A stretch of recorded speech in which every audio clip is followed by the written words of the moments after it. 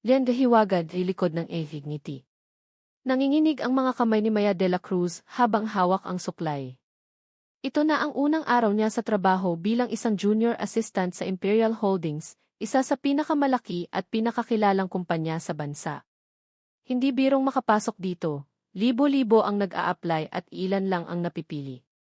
Para kay Maya, na nagmula sa isang simpleng pamilya at nagsikap para makapagtapos ng kolehiyo, ang pagkakataong ito ay parang isang panaginip na nagkatotoo. Kaya mo to, Maya, bulong niya sa sarili, pilit na pinapakalma ang kumakabog niyang dibdib. Pinagmasdan niya ang kanyang refleksyon sa maliit na salamin sa ibabaw ng lumang tokador sa nirerentahan niyang kwarto. Isang simpleng puting blouse at itim na pencil skirt ang suot niya, pinatungan ng blazer na ilang buwan din niyang pinag-ipunan. Maayos na nakapusod ang kanyang mahabang buhok at bahagya lang ang kolorite sa mukha. Gusto niyang magmukhang propesyonal, kagalang-galang. Ang umagang iyon ay tila kasabwat ng kanyang kaba. Madilim ang langit, nagbabadyang bumuhos ang malakas na ulan. Ang hangin ay malamig at may dalang ambon na nagpapabilis sa kanyang mga hakbang patungo sa sakayan ng jeep. Mahigpit ang hawak niya sa kanyang payong na may konting sira na sa isang tadyang, alaala pa ng huling bagyo. Hindi siya pwedeng malate. Unang araw niya, kailangan niyang magpakitang gilas. Habang naglalakad sa gilid ng kalsada, pasilip-silip sa mga dumaraang jeep, isang eksena ang pumukao sa kanyang pansin. Isang matandang babae, marahil nasa mga 70 na ang edad, ang nakatayo sa gilid ng isang waiting shed na puno na ng mga tao. Basang-basa ang damit ng matanda, na tila yari sa murang tela at halatang luma na. Nakayapak ito at nanginginig sa ginaw. Walang payong, walang jacket, walang anumang proteksyon laban sa lamig at ambon. Nakatayo lang ito roon, tila nawawala at walang mapuntahan. Nakaramdam ng awa si Maya. Alam niya ang pakiramdam ng mag-isa at walang malapitan. Lumapit siya sa matanda. "Nanay, ayos lang po ba kayo?" magalang niyang tanong. Itinapat niya ang kanyang payong upang sakluban din ang matanda. "Baka po kayo magkasakit niyan." Tumingala ang matanda, mga mata nitong pagod ay nagpakita ng bahagyang gulat. Umiling ito. "Wala akong mapupuntahan, iha. Kararating ko lang galing probinsya. May hinahanap akong kamag-anak dito pero hindi ko na matandaan ang eksaktong address." Naligaw yata ako. Kumirot ang puso ni Maya. Dumukot siya sa kanyang bulsa. Kakarampot lang ang perang dala niya, pamasahe at saktong-sakto para sa pananghalian. Ito lang ang pera niya hanggang sa susunod na sahod, kung papalaring magtuloy-tuloy siya sa trabaho. "Nanay, ito po," sabi ni Maya, iniabot ang maliit na halaga. "Hindi po ito kalakihan, pero sana po makatulong para makahanap kayo ng masisilungan o makakain man lang." Ngunit hindi kinuha ng matanda ang pera. Tinitigan siya nito ng may kung anong emosyon sa mga mata. "Hindi ko matatanggap yan, iha. Alam kong kailangan mo rin yan. Ang kabaitan mo ay sapat na." Nag-isip si Maya ng ilang sandali. Hindi niya kayang iwan ang matanda sa ganoong kalagayan. "Kung ganun po, nanay, sumabay na po kayo sa akin. Papasok po ako sa trabaho. Pwede po kayong maghintay sa lobby ng building namin. Mas mainit po doon at may maupuan kayo habang nag-iisip kayo kung saan susunod na pupunta. Tutulungan ko po kayong magtanong-tanong mamayang break time ko." Napaluha ang matanda. "Nako, iha, napakabuti mo. Pagpalain ka nawa ng may kapal." Inalalayan ni Maya ang matanda at sabay silang naglakad sa ilalim ng kanyang maliit na payong. Nang makarating sila sa nagtataasang gusali ng Imperial Holdings, ipinakiusap ni Maya sa guard na kung pwede ay manatili muna ang matanda sa isang sulok ng lobby. Pumayag naman ito nang makita ang sinseridad sa mukha ni Maya. "Nanay, dito po muna kayo. Babalikan ko po kayo mamayang tanghali para sabay tayong mananghalian at matulungan ko kayong maghanap," sabi ni Maya bago nagmamadaling umakyat sa kanyang departamento. Hindi niya alam, ang simpleng pagtulong na iyon ang magiging simula ng isang malaking pagbabago sa kanyang buhay, isang pagbabagong susubok sa kanyang katatagan at magdadala sa kanya sa isang mundong hindi niya kailanman inakala. Pagdating ni Maya sa 25 floor, kung saan naroon ang marketing department, sinalubong siya ng isang babaeng nasa mid-negatibo 30, si Miss Irene, ang kanyang direct supervisor. Umiti ito ng matipid. "You must be Maya de la Cruz. I'm Irene Pascual. Welcome to Imperial Holdings." Salamat po, Ma'am Irene. I'm very excited to start, sagot ni Maya, pilit tinatago ang kaba. Good. Your station is over there, turo ni Miss Irene sa isang cubicle sa bandang dulo, malapit sa bintana. I'll give you some onboarding materials to read for now. Later, I'll introduce you to the team and give you your first tasks. Habang binabasa ang mga module, hindi maalis sa isip ni Maya ang matandang iniwan niya sa lobby. Sana ay okay lang ito. Ilang oras ang lumipas. Oras na para sa lunch break. Nagmamadaling bumaba si Maya. Dinatnan niya ang matanda na tahimik na nakaupo, nakatitig sa kawalan. Nanay, tara na po. Kain po tayo, yaya ni Maya. Dinala niya ang matanda sa isang maliit na karinderya malapit sa opisina. Umorder siya ng 2 set ng kanin at sinigang na baboy. Habang kumakain, nagkwento ang matanda. Siya daw si Aling Aurora, at napadpad siya sa Maynila para hanapin ang anak niyang matagal nang hindi umuuwi sa probinsya. May nagbalita raw kasi na nagtatrabaho ito sa isang malaking kumpanya sa Makati, pero hindi sigurado kung saan. Pasensya na po, nanay, pero anong pangalan ng anak niyo? Baka sakaling may kakilala ako o maitatanong ko sa isi namin, alok ni Maya.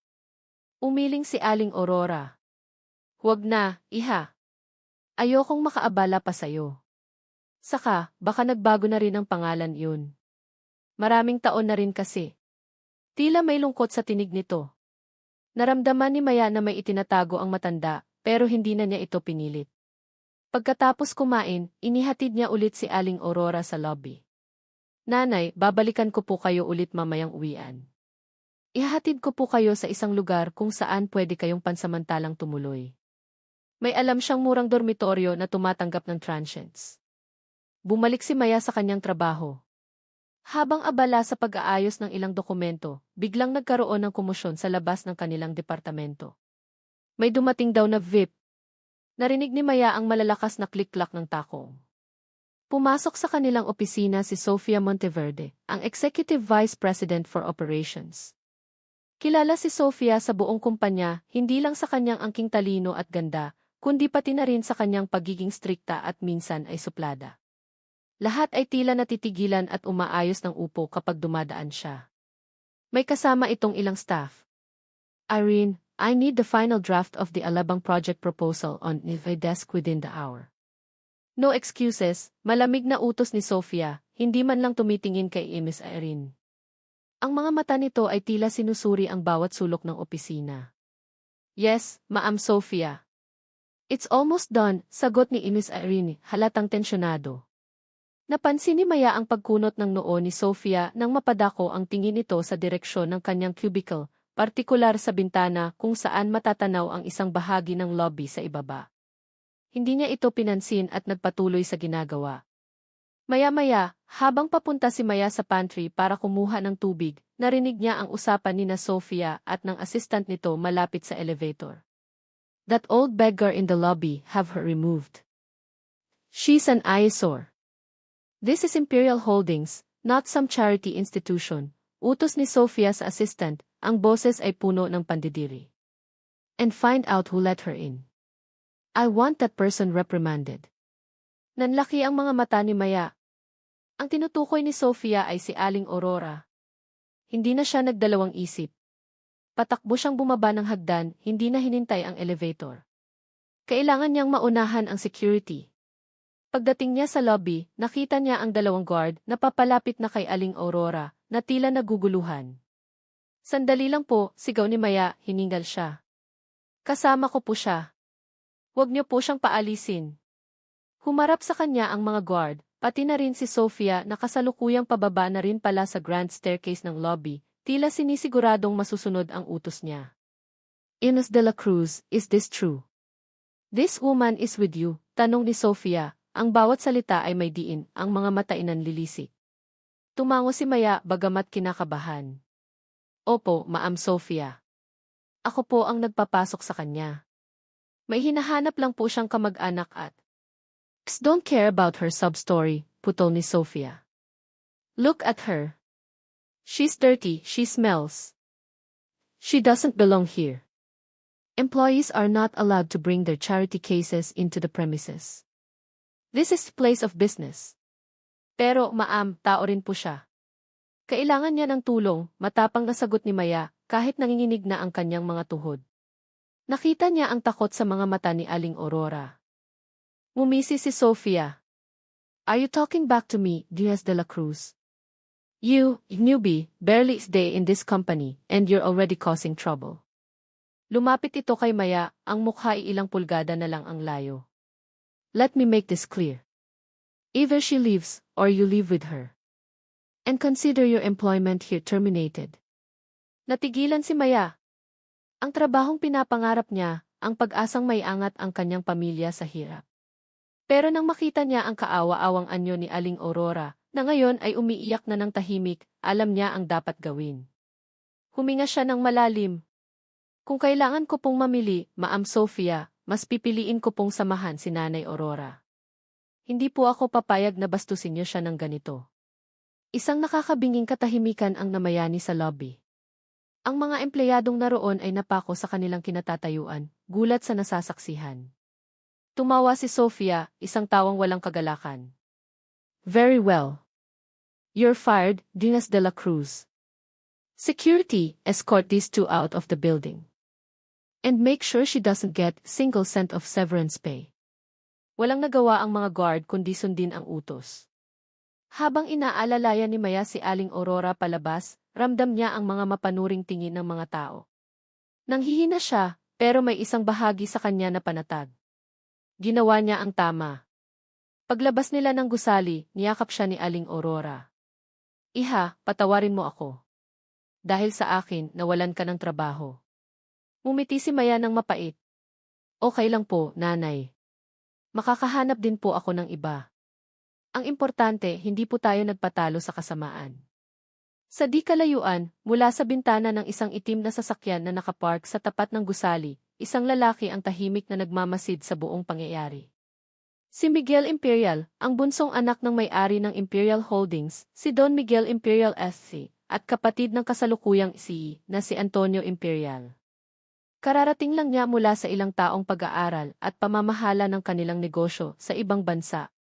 Umuwi siya nang hindi nagpapaalam sa marami, nais niyang obserbahan muna ang takbo ng kumpanya ng kanyang ama bago siya opisyal na ipakilala. Ang matandang babae, si Aling Aurora, ay hindi niya tunay na ina, kundi isang malayong kamag-anak na pinakiusapan ng kanyang tunay na ina, si Doña Esmeralda, na subukan ang kalidad ng mga tao sa kumpanya, lalo na ang mga nasa mataas na posisyon. Ngayon, nasaksihan niya ang kabutihan ng isang ordinaryong empleyada at ang kalupitan ng isang mataas na opisyal. May ideya na siya kung sino ang dapat pagkatiwalaan. Manong, sundan natin sila, utos ni Miguel sa kanyang driver. May kakaiba siyang naramdaman para kay Maya, isang paghanga sa tapang at prinsipyo nito. At mayroon din siyang nararamdamang inis para kay Sofia Monteverde, na matagal na niyang naririnig na may angas, ngunit ngayon lang niya nakita ng harapan ang ugali. Samantala, dinala ni Maya si Aling Aurora sa isang maliit na paupahan malapit sa kanyang tinutuluyan. Nanay, dito po muna kayo. Pasensya na po, maliit lang ito.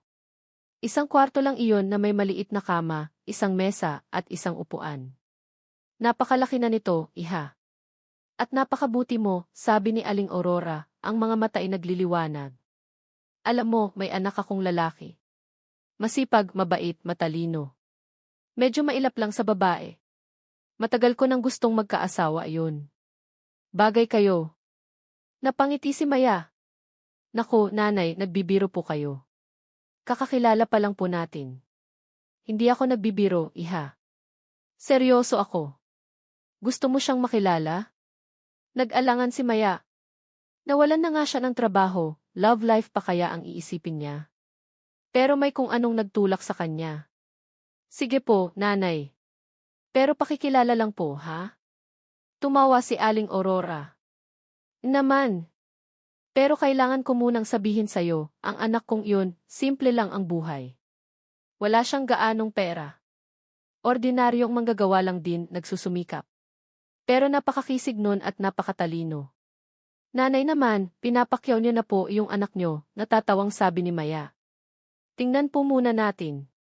Kinagabihan, habang nag-iisip si Maya kung saan siya magsisimulang maghanap ng bagong trabaho, tumunog ang cellphone ni Aling Aurora. Isang mamahaling smartphone iyon, napansin ni Maya. Medyo kakatwa para sa isang matandang taga-probinsya na nagsasabing simple lang ang buhay. "Hello, anak," sagot ni Aling Aurora. May kausap itong lalaki sa kabilang linya. "Nandito ako sa Maynila. Nakita ko na. Mabait siya, napakabait. Sige, sasabihin ko sa kanya. Bukas." CJ. Pagbaba ng telepono, umiti si Aling Aurora kay Maya. "Nakausap ko na ang anak ko. Gusto ka raw niyang makilala bukas. Pwede ka ba?" Tumango si Maya. Ano pa nga bang gagawin niya? Kinabukasan, nagkita sina Maya at ang sinasabing anak ni Aling Aurora sa isang maliit na parke. Nagpakilala ito bilang si Miggy. Simple lang ang suot nito, maong na pantalon, puting t-shirt, at rubber shoes. May dala itong lumang gitara. Payak ang anyo, ngunit hindi maikakaila ang taglay nitong kisig at ang talas ng mga mata nitong tila nangungusap. "Maya, si Miggy, anak ko." "Miggy, si Maya, ang kinikwento ko sa iyong napakabait na dalaga," pakilala ni Aling Aurora. Iniwan sila nito pagkatapos ng ilang sandali para raw magkausap ng masinsinan. "Pasensya ka na sa nanay ko, ha?" Medyo mapilit, nahihiyang sabi ni Miggy, sabay kamot sa batok. "Ayos lang. Mabait naman si Nanay Aurora," sagot ni Maya. Nagkwentuhan sila. Nalaman ni Maya na si Miggy ay isang freelance graphic artist at musikero, tumatanggap ng mga raket para may maipantusto sa sarili at sa ina. Simple lang daw ang pangarap niya, magkaroon ng sapat para sa pamilya at makagawa ng musika na makakapagpasaya sa mga tao. Nagustuhan ni Maya ang pagiging prangka at simple ni Miggy. Walang ere, walang yabang. Sa ilang oras na pag-uusap nila, gumaan ang loob niya. Nakalimutan niya pansamantala ang problema sa nawalang trabaho. Sa mga sumunod na araw, madalas na silang magkita ni Miggy. Minsan sa parke, minsan sa maliliit na coffee shop. Tinutugtugan siya ni Miggy ng gitara, kinakantahan ng mga awiting ito mismo ang sumulat. Nahuhulog ang loob ni Maya kay Miggy at nararamdaman niyang ganoon din ito sa kanya. Isang hapon, habang namamasyal sila sa baywalk, nagtapat si Miggy. "Maya, alam kong mabilis ang mga pangyayari. Pero mahal na yata kita," sabi nito, diretso ang tingin sa kanyang mga mata. Natigilan si Maya. Bumilis ang tibok ng kanyang puso. "Miggy, ako rin, mahal na rin yata kita." Ngumiti si Miggy, isang ngiting nagpaliwanag sa buong paligid. Hinawakan nito ang kanyang mga kamay. "Kung ganun, Maya de la Cruz, papayag ka bang maging kasintahan ko?" Walang pag-aalinlangan, tumango si Maya. "Miggy." Nagyakapan sila, ang kanilang mga puso'y umaapaw sa kaligayahan. Sa piling ni Miggy, pakiramdam ni Maya ay kumpleto siya. Samantala, sa Imperial Holdings, patuloy ang investigasyon ni Miguel, ang tunay na Miggy, sa mga irregularidad sa kumpanya. Nalaman niyang si Sofia Monteverde ay sangkot sa ilang malalaking anomalya, kasama na ang pagmamanipula ng mga bidding at pagtanggap ng suhol mula sa mga supplier. Ginagamit ni Sofia ang kanyang posisyon para sa sariling kapakanan. Kailangan ni Miguel ng matibay na ebidensya para mapatalsik ito. Isang araw, habang naghahanap ng trabaho online si Maya sa isang internet cave, napansin niya ang isang job posting, Executive Assistant to Special Projects Director, Imperial Holdings. Nagulat siya. Imperial Holdings ulit. Pero iba ang posisyon at mukhang bago ang departamento. Ang Special Projects Director daw ay si King E. Alonzo, isang pangalang hindi pamilyar sa kanya. Dahil sa pangangailangan at sa pag-asang hindi na niya makakaharap si Sofia, nagbaka sakali si Maya. Nag-apply siya online. Laking gulat niya nang makatanggap siya ng tawag kinabukasan para sa isang interview. Mas lalo siyang nagulat ng pagdating niya sa Imperial Holdings, sa isang hiwalay at mas pribadong wing ng gusali, ang humarap sa kanya bilang T. Alonzo, ay walang iba kundi si Miggy, ang kanyang kasintahan. "Miggy, anong ginagawa mo dito?" "Ikaw si Amy Alonzo," litong-lito si Maya. Ngumiti si Miggy. "Maya, maupo ka. Marami akong kailangang ipaliwanag." Doon, inilahad ni Miggy na ang tunay na pangalan pala ay Miguel Imperial, ang lahat. Siya ang anak ng may-ari ng kumpanya. Ang Aling Aurora, ay hindi niya tunay na ina kundi isang tauhan na tumulong sa plano ng kanyang ina na subukan ang mga tao. Ang pag-apply niya ng trabaho bilang CEO Alonzo ay paraan niya para makalapit sa mga operasyon ng kumpanya nang hindi nakikilala agad at para na rin makakuha ng isang mapagkakatiwalaang assistant, si Maya. Kaya kita pinapunta dito, Maya, dahil bukod sa kailangan ko ng assistant na matalino at mapagkakatiwalaan, gusto kong makabawi sa iyo sa ginawa ni Sofia. At higit sa lahat, dahil mahal kita at gusto kong makasama ka, hindi lang sa personal kong buhay, kundi pati na rin dito sa misyon kong linisin ang kumpanyang ito, paliwanag ni Miguel. Halo-halong emosyon ang naramdaman ni Maya, gulat, pagtataka, kaunting sakit dahil sa mga lihim, pero higit sa lahat, pag-unawa at pagmamahal. Pero bakit hindi mo sinabi agad, Miguel? Ang buong akala ko di. Patawarin mo ako, Maya. Nagsimula ito bilang isang paraan para makilala ka ng walang halong pagkukunwari dahil sa pangalan ko. Pero habang tumatagal, mas minahal kita bilang si Maya, hindi dahil sa kung sino ako. At natakot akong baka kapag nalaman mo ang totoo, magbago ang tingin mo sa akin. Niyakap ni Maya si Miguel. Hindi magbabago iyon. Mahal kita, Miguel o Miggy o kung sino ka man. Ang importante, yung puso mo. Mula noon, naging magkatuwang sina Maya at Miguel. Si Maya bilang executive assistant ni Miguel ay naging instrumental sa pagkakalap ng mga ebidensya laban kay Sofia. Natuklasan nila ang isang ledger kung saan nakatala ang lahat ng mga transaksyon ni Sofia, pati na ang mga bank account kung saan niya itinatago ang mga nakulimbat na pera. Isang gabi, habang nag-o-overtime sila sa opisina ni Miguel, sinabi ni Miguel, Maya, may gusto akong ibigay sa'yo. May kinuha itong maliit na kahon mula sa kanyang drawer. Binuksan niya ito. Isang singsing na may maliit na diamante ang laman. Maya de la Cruz, alam kong marami tayong pinagdaanan. Pero sa gitna ng lahat ng ito, isa lang ang sigurado ako. Mahal kita. Pakasalan mo ako. Napaluha si Maya. Miguel. Pakakasalan kita. Isinuot ni Miguel ang singsing sa daliri ni Maya. Ang kanilang pagmamahalan ay sinubok ng mga pagkukunwari at intriga, ngunit nanaig pa rin. Ang climax ng kanilang investigasyon ay naganap sa isang emergency board meeting na ipinatawag ni Miguel. Doon, kasama ang kanyang ama na si Don Miguel SC, at ang kanyang kapatid na si Antonio, inilahad ni Miguel ang lahat ng ebidensyang nakalap nila ni Maya laban kay Sofia Monteverde. Gulat na gulat si Sofia. Hindi niya inaasahan na ang lalaking akala niya iisang hamak na Alonzo ay ang bunsong anak pala ng may-ari. Sinubukan niyang magdahilan, ngunit wala siyang nagawa laban sa mga dokumento at testimonya na iniharap. Sofia Monteverde, you are hereby terminated from Imperial Holdings and expect to face criminal charges for your actions, maring deklara ni Don Miguel S. Walang nagawa si Sofia kundi lisanin ang boardroom ng hiyang-hiya at puno ng galit. Pagkatapos ng meeting, niyakap ni Don Miguel SC ang kanyang anak. I'm proud of you, Miguel. And you too, Maya. Welcome to the family. Si Aling Aurora, na ang tunay na pangalan pala ay Doña Esmeralda, ang ina ni Miguel, ay masayang-masaya para sa dalawa. Sabi ko na nga ba, kayo ang para sa isa't isa. Nagkaroon ng isang magarbong kasal sina Miguel at Maya. Dinaluhan ito ng lahat ng mga taong nagmamahal sa kanila. Mula sa isang simpleng dalaga na nangangarap, si Maya de la Cruz Imperial ay naging kabiyak ng isang makapangyarihang lalaki, hindi dahil sa yaman nito, kundi dahil sa pag-ibig na tapat at wagas. Pinatunayan nilang ang tunay na pag-ibig ay hindi nasusukat sa estado sa buhay, kundi sa kabutihan ng puso at katatagan ng paninindigan.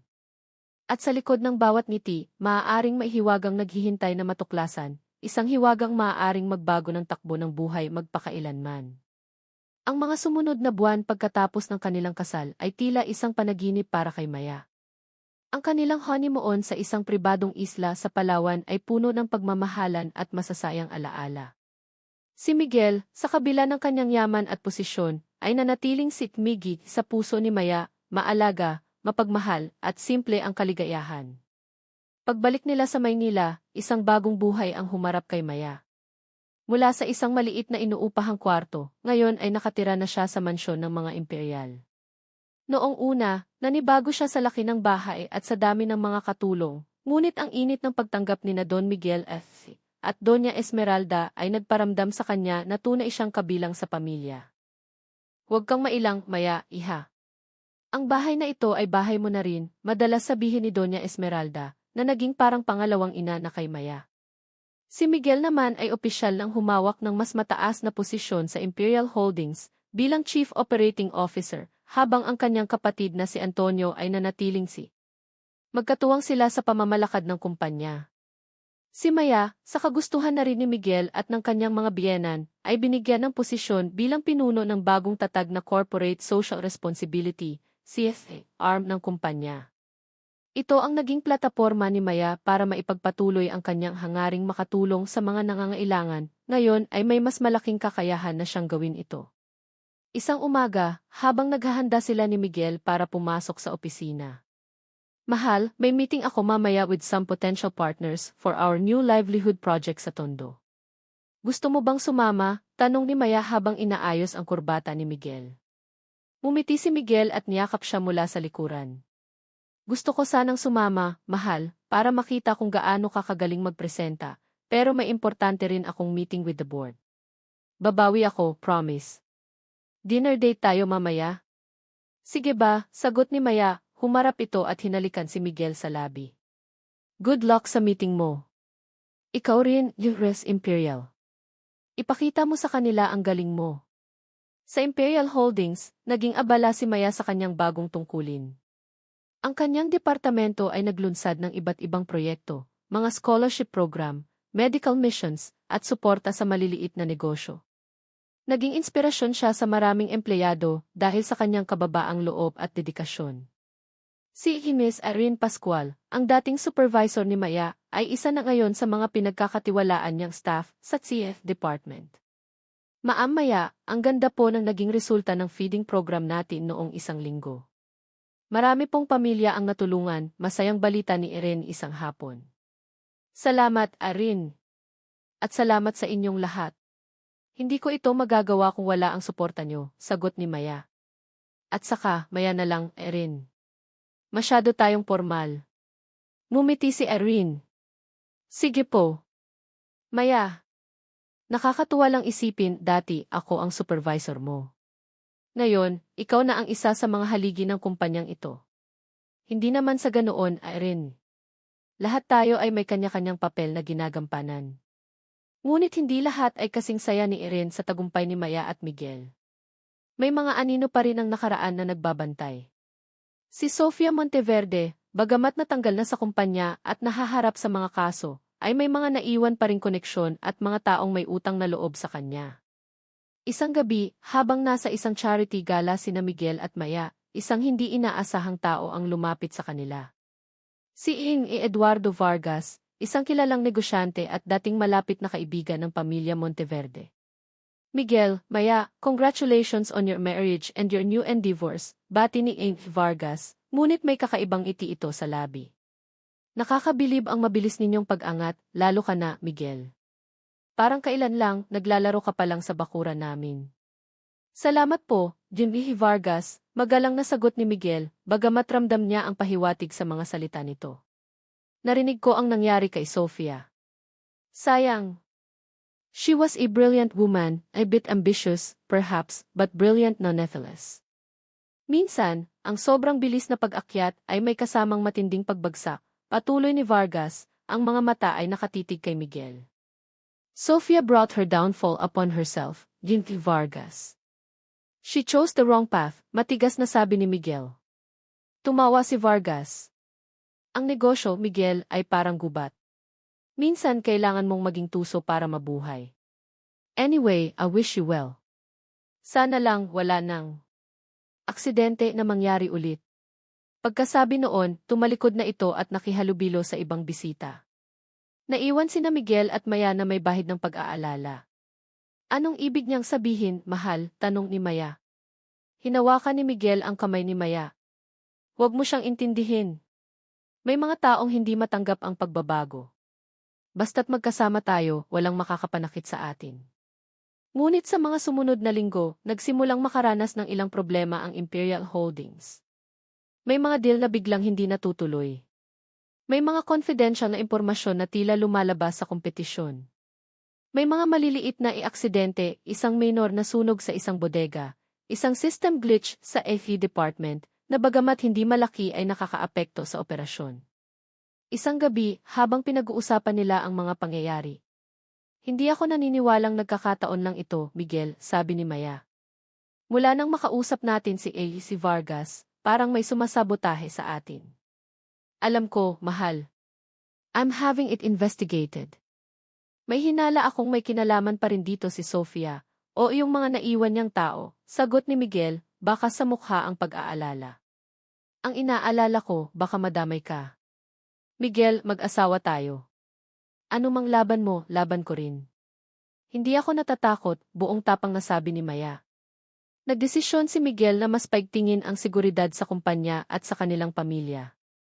Nag-hire siya ng isang private investigation firm para alamin kung sino ang nasa likod ng mga panggugulo. Samantala, si Maya ay nagpatuloy sa kanyang mga proyekto sa Tise.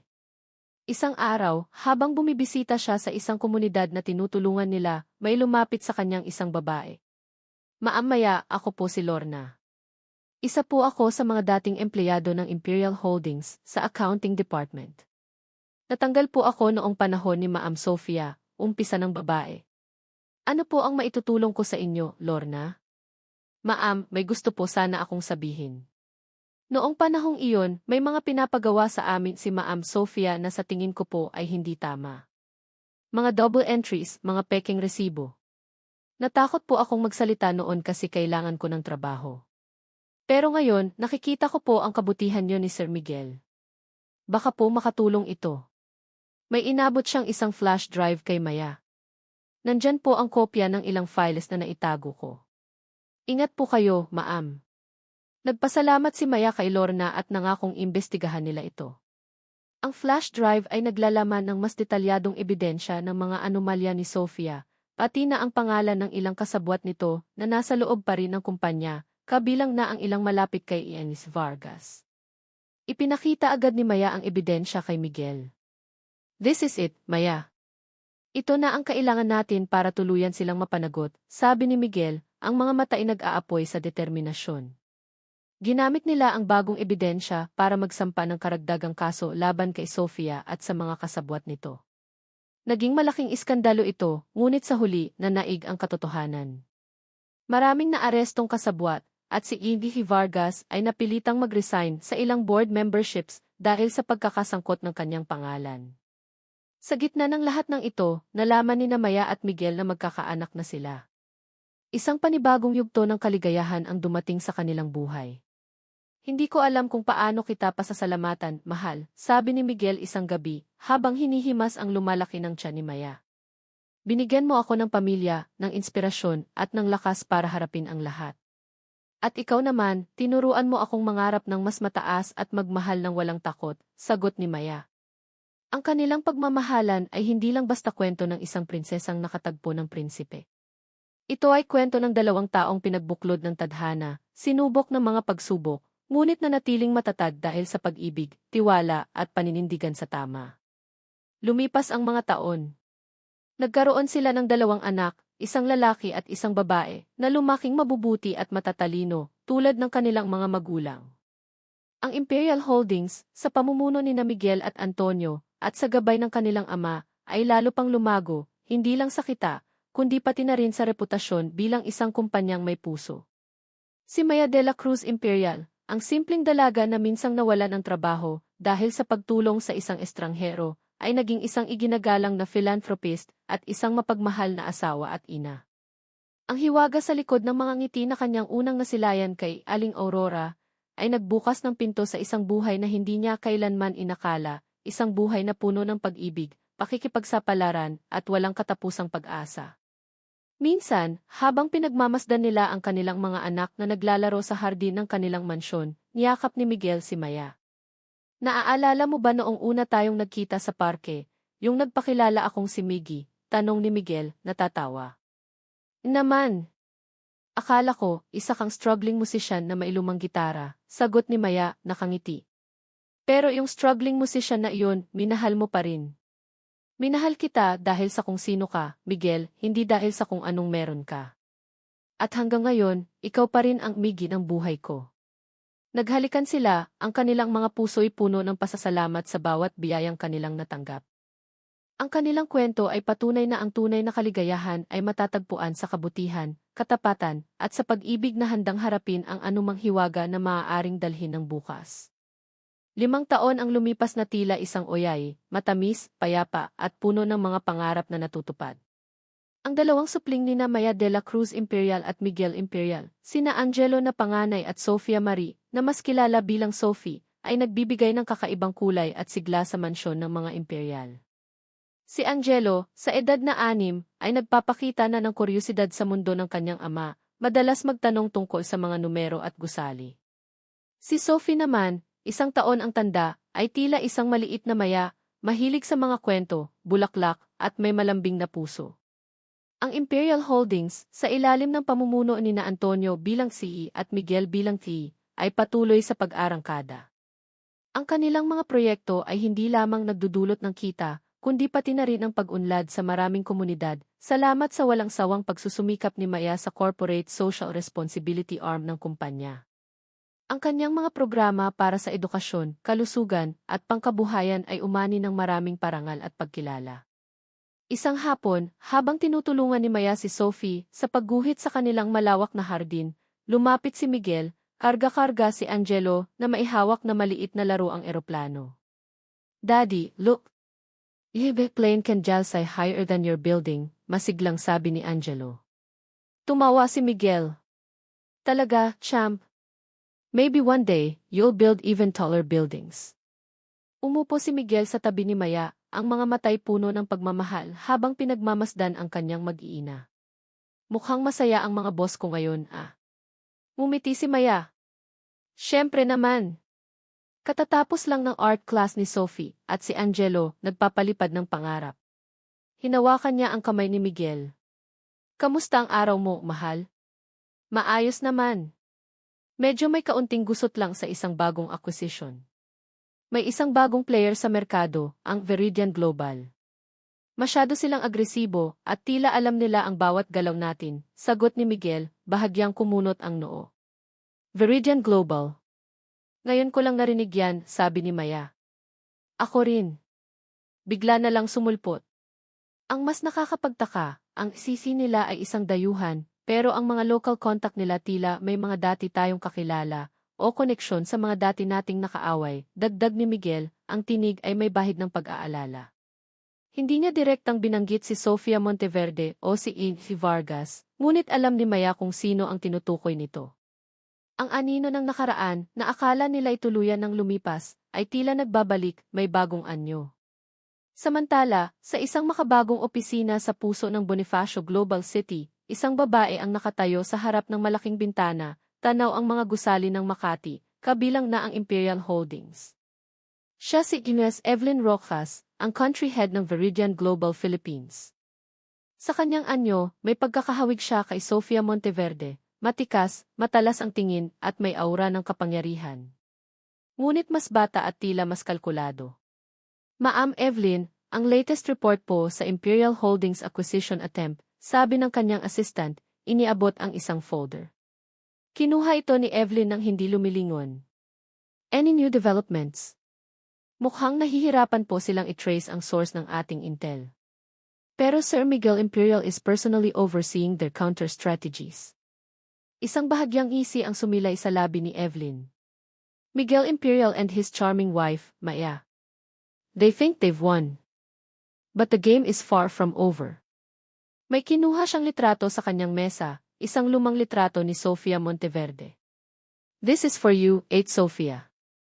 Hindi masasayang ang lahat ng itinuro mo sa akin."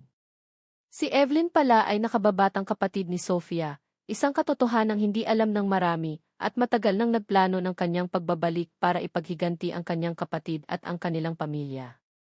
Sa mga sumunod na linggo, lalong naging agresibo ang Veridian Global. Nag-aalok sila ng mas mataas na presyo sa mga kumpanyang target din ng Imperial Holdings. Ang kanilang mga marketing campaigns ay tila direktang sumasagot o sumasapaw sa mga inilulunsad ng Imperial. Hindi ito ordinaryong kompetisyon, Miguel, sabi ni Antonio sa isang pagpupulong. They are playing dirty. May mga empleyado tayong nilalapitan, inaalok ng malaking pera para lumipat at magbigay ng impormasyon. Alam ko, kuya. Nag-set up na ako ng internal investigation. Kailangan nating malaman kung sino ang ahas sa loob ng bakuran natin, sagot ni Miguel, ang kanyang boses ay matigas. Ang stress sa trabaho ay nagsimulang makaapekto sa oras ni Miguel sa pamilya. Madalas na siyang ginagabi ng uwi at kahit nasa bahay, ang isip niya ay tila nasa opisina. Napapansin ito ni Maya. Isang gabi, pagkatapos patulugin ang mga bata, hinintay ni Maya si Miguel sa kanilang silid. Mahal, alam kong mabigat ang dinadala mo, malambing niyang sabi pagdating ni Miguel. Pero huwag mong kalimutan na nandito ako. Nandito kami. Niyakap ni Miguel si Maya ng mahigpit. Patawad, mahal. Ayoko lang na maulit yung dati. Ang pamilya natin ang pinakamahalaga sa akin. Alam ko. At hindi tayo pababayaan ng Diyos. Magtulungan tayo, sagot ni Maya. Kinabukasan, nagdesisyon si Maya na mas aktibong tumulong. Habang si Miguel ay nakafocus sa paghahanap ng internal leak at sa mga counter strategies sa negosyo, si Maya naman, gamit ang kanyang network sa CS at sa komunidad, ay nagsimulang mag-imbestiga tungkol sa Veridian Global at kay Evelyn Roca sa mas tahimik na paraan. Nakausap niya si Lorna, ang dating empleyado sa accounting na nagbigay sa kanya ng ebidensya noon laban kay Sofia. Si Lorna ay may maliit na negosyo na ngayon, tinulungan ng isa sa mga programa ni Maya. Lorna, may alam ka ba tungkol kay Evelyn Rojas? O sa Veridian Global? Nag-isip si Lorna. Ma'am Maya, ang pangalang Rojas parang narinig ko na yan dati. Noong kasagsagan ng investigasyon kay Ma'am Sofia, may nabanggit ang isa sa mga kasamahan namin na may kapatid daw si Ma'am Sofia sa ibang bansa, nag-aaral. Hindi ko lang matandaan kung Evelyn ang pangalan. Isang piraso ng puzzle ang nabuo sa isip ni Maya. Kung kapatid ni Sofia si Evelyn, mas malalim ang motibo nito kaysa sa simpleng kompetisyon sa negosyo. Ito ay personal. Ito ay paghihiganti. Ibinahagi agad ni Maya ang impormasyon kay Miguel. Kapatid ni Sofia. Kung totoo yan, mas delikado sila kaysa sa inaakala natin, sabi ni Miguel. Hindi lang ito tungkol sa pera. Tungkol ito sa pagsira sa atin. Nagdesisyon silang mas mag-ingat. Pinadalhan ni Miguel ng karagdagang seguridad ang kanilang pamilya, lalo na ang mga bata. Ayaw niyang madamay ang mga ito sa gulo. Samantala, si Angelo, sa kanyang pagiging mausisa, ay nagsimulang makaramdam na may hindi ordinaryong nangyayari.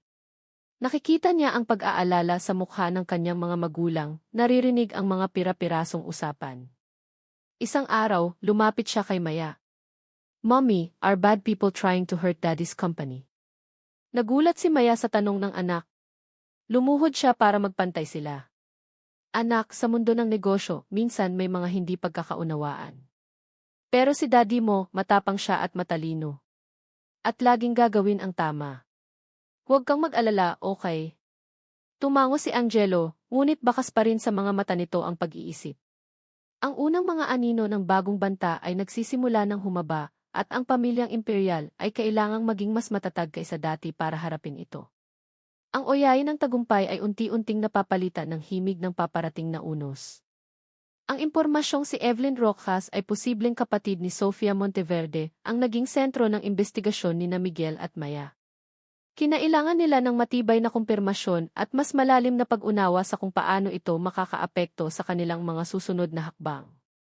Kailangan nating mag-background check kay Evelyn Rojas, pero kailangan gawin ito nang hindi niya nalalaman, sabi ni Miguel sa kanyang pinagkakatiwalaang security chief, si Ing David Santos, isang retiradong military intelligence officer.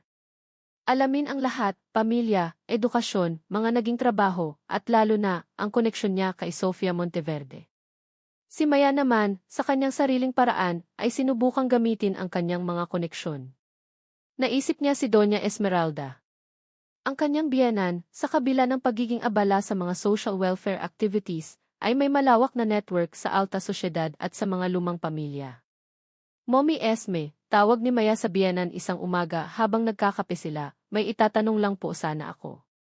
Pamilyar po ba kayo sa pamilya Monteverde, bukod po kay Sofia? Tumingin si Doña Esmeralda kay Maya, ang mga matay tila may nababasang higit pa sa tanong. Ang mga Monteverde matagal na silang kilala sa larangan ng real estate, bago pa man napasok si Sofia sa Imperial. Ang alam ko, may 2 anak na babae si Don Armando Monteverde. Si Sofia ang panganay. Ang bunso, kung hindi ako nagkakamali, ay ipinadala sa ibang bansa para mag-aral matapos ang mga eskandalo ng kanilang ama noon. Hindi ko na gaanong natatandaan ang pangalan pero posibleng Evelyn nga. Mas bata po ba siya kay Sofia, Mommy? Siguro mga 5 hanggang 7 taon ang agwat nila. Tahimik lang yung bunso noon, laging nasa anino ni Sofia. Pero matalino raw, sabi ng ilan. Ang mga sinabi ni Doña Esmeralda ay nagpatibay sa hinala ni Maya. Kung ang bunsong ito ay si Evelyn Rojas, malinaw na ang galit na naipon nito sa paglipas ng mga taon ang nag-udyok sa kanya ngayon. Samantala, sa Veridian Global, si Evelyn ay hindi natutulog sa pansitan. Alam niyang hindi magpapabaya ang mga imperial. Nagsisimula na silang magtanong tungkol sa akin, sabi ni Evelyn sa isang video call sa isang taong nasa dilim, ang mukha ay hindi malinaw na makita. Kailangan nating bilisan ang plano. Ang Imperial Charity Gala, yun ang pagkakataon natin. Ang Imperial Charity Gala ay isang taunang malaking event na inoorganisa ng TF Department ni Maya. Dito nagtitipon ang mga pinakamayayamang tao sa bansa para magbigay ng donasyon sa mga proyekto ng Imperial Foundation. Ito rin ang pagkakataon para sa Veridian Global na makakuha ng access sa mga importanteng tao at, marahil, makahanap ng bagong mga kaalyado o makakuha ng sensitibong impormasyon. Habang papalapit ang gala, abala si Maya sa pag-aayos nito. Ngunit sa likod ng kanyang mga ngiti at organisadong pagkilos, naroon ang patuloy na pag-iingat. Siniguro niyang mas mahigpit ang seguridad sa event. Si Miguel naman ay nakatanggap ng report mula kay Amy Santos. Sir, kumpirmado. Si Evelyn Roxas ay bunsong kapatid ni Sofia Monteverde. Gumamit siya ng ibang apelyido sa ilang pagkakataon para itago ang koneksyon niya, lalo na pagkatapos makulong ni Sofia. Ang Roxas ay apelyido ng kanilang ina sa pagkadalaga. Malinis ang record niya sa papel, pero may mga impormasyon kaming nakalap na nag-aral siya ng corporate law and finance at may mga koneksyon sa ilang di ka nais-nais na mga international financiers. So, she's not just a vengeful sister. She's a formidable enemy with resources, bulong ni Miguel sa sarili. Ang laro ng mga lihim ay nagsisimula ng maging mas komplikado.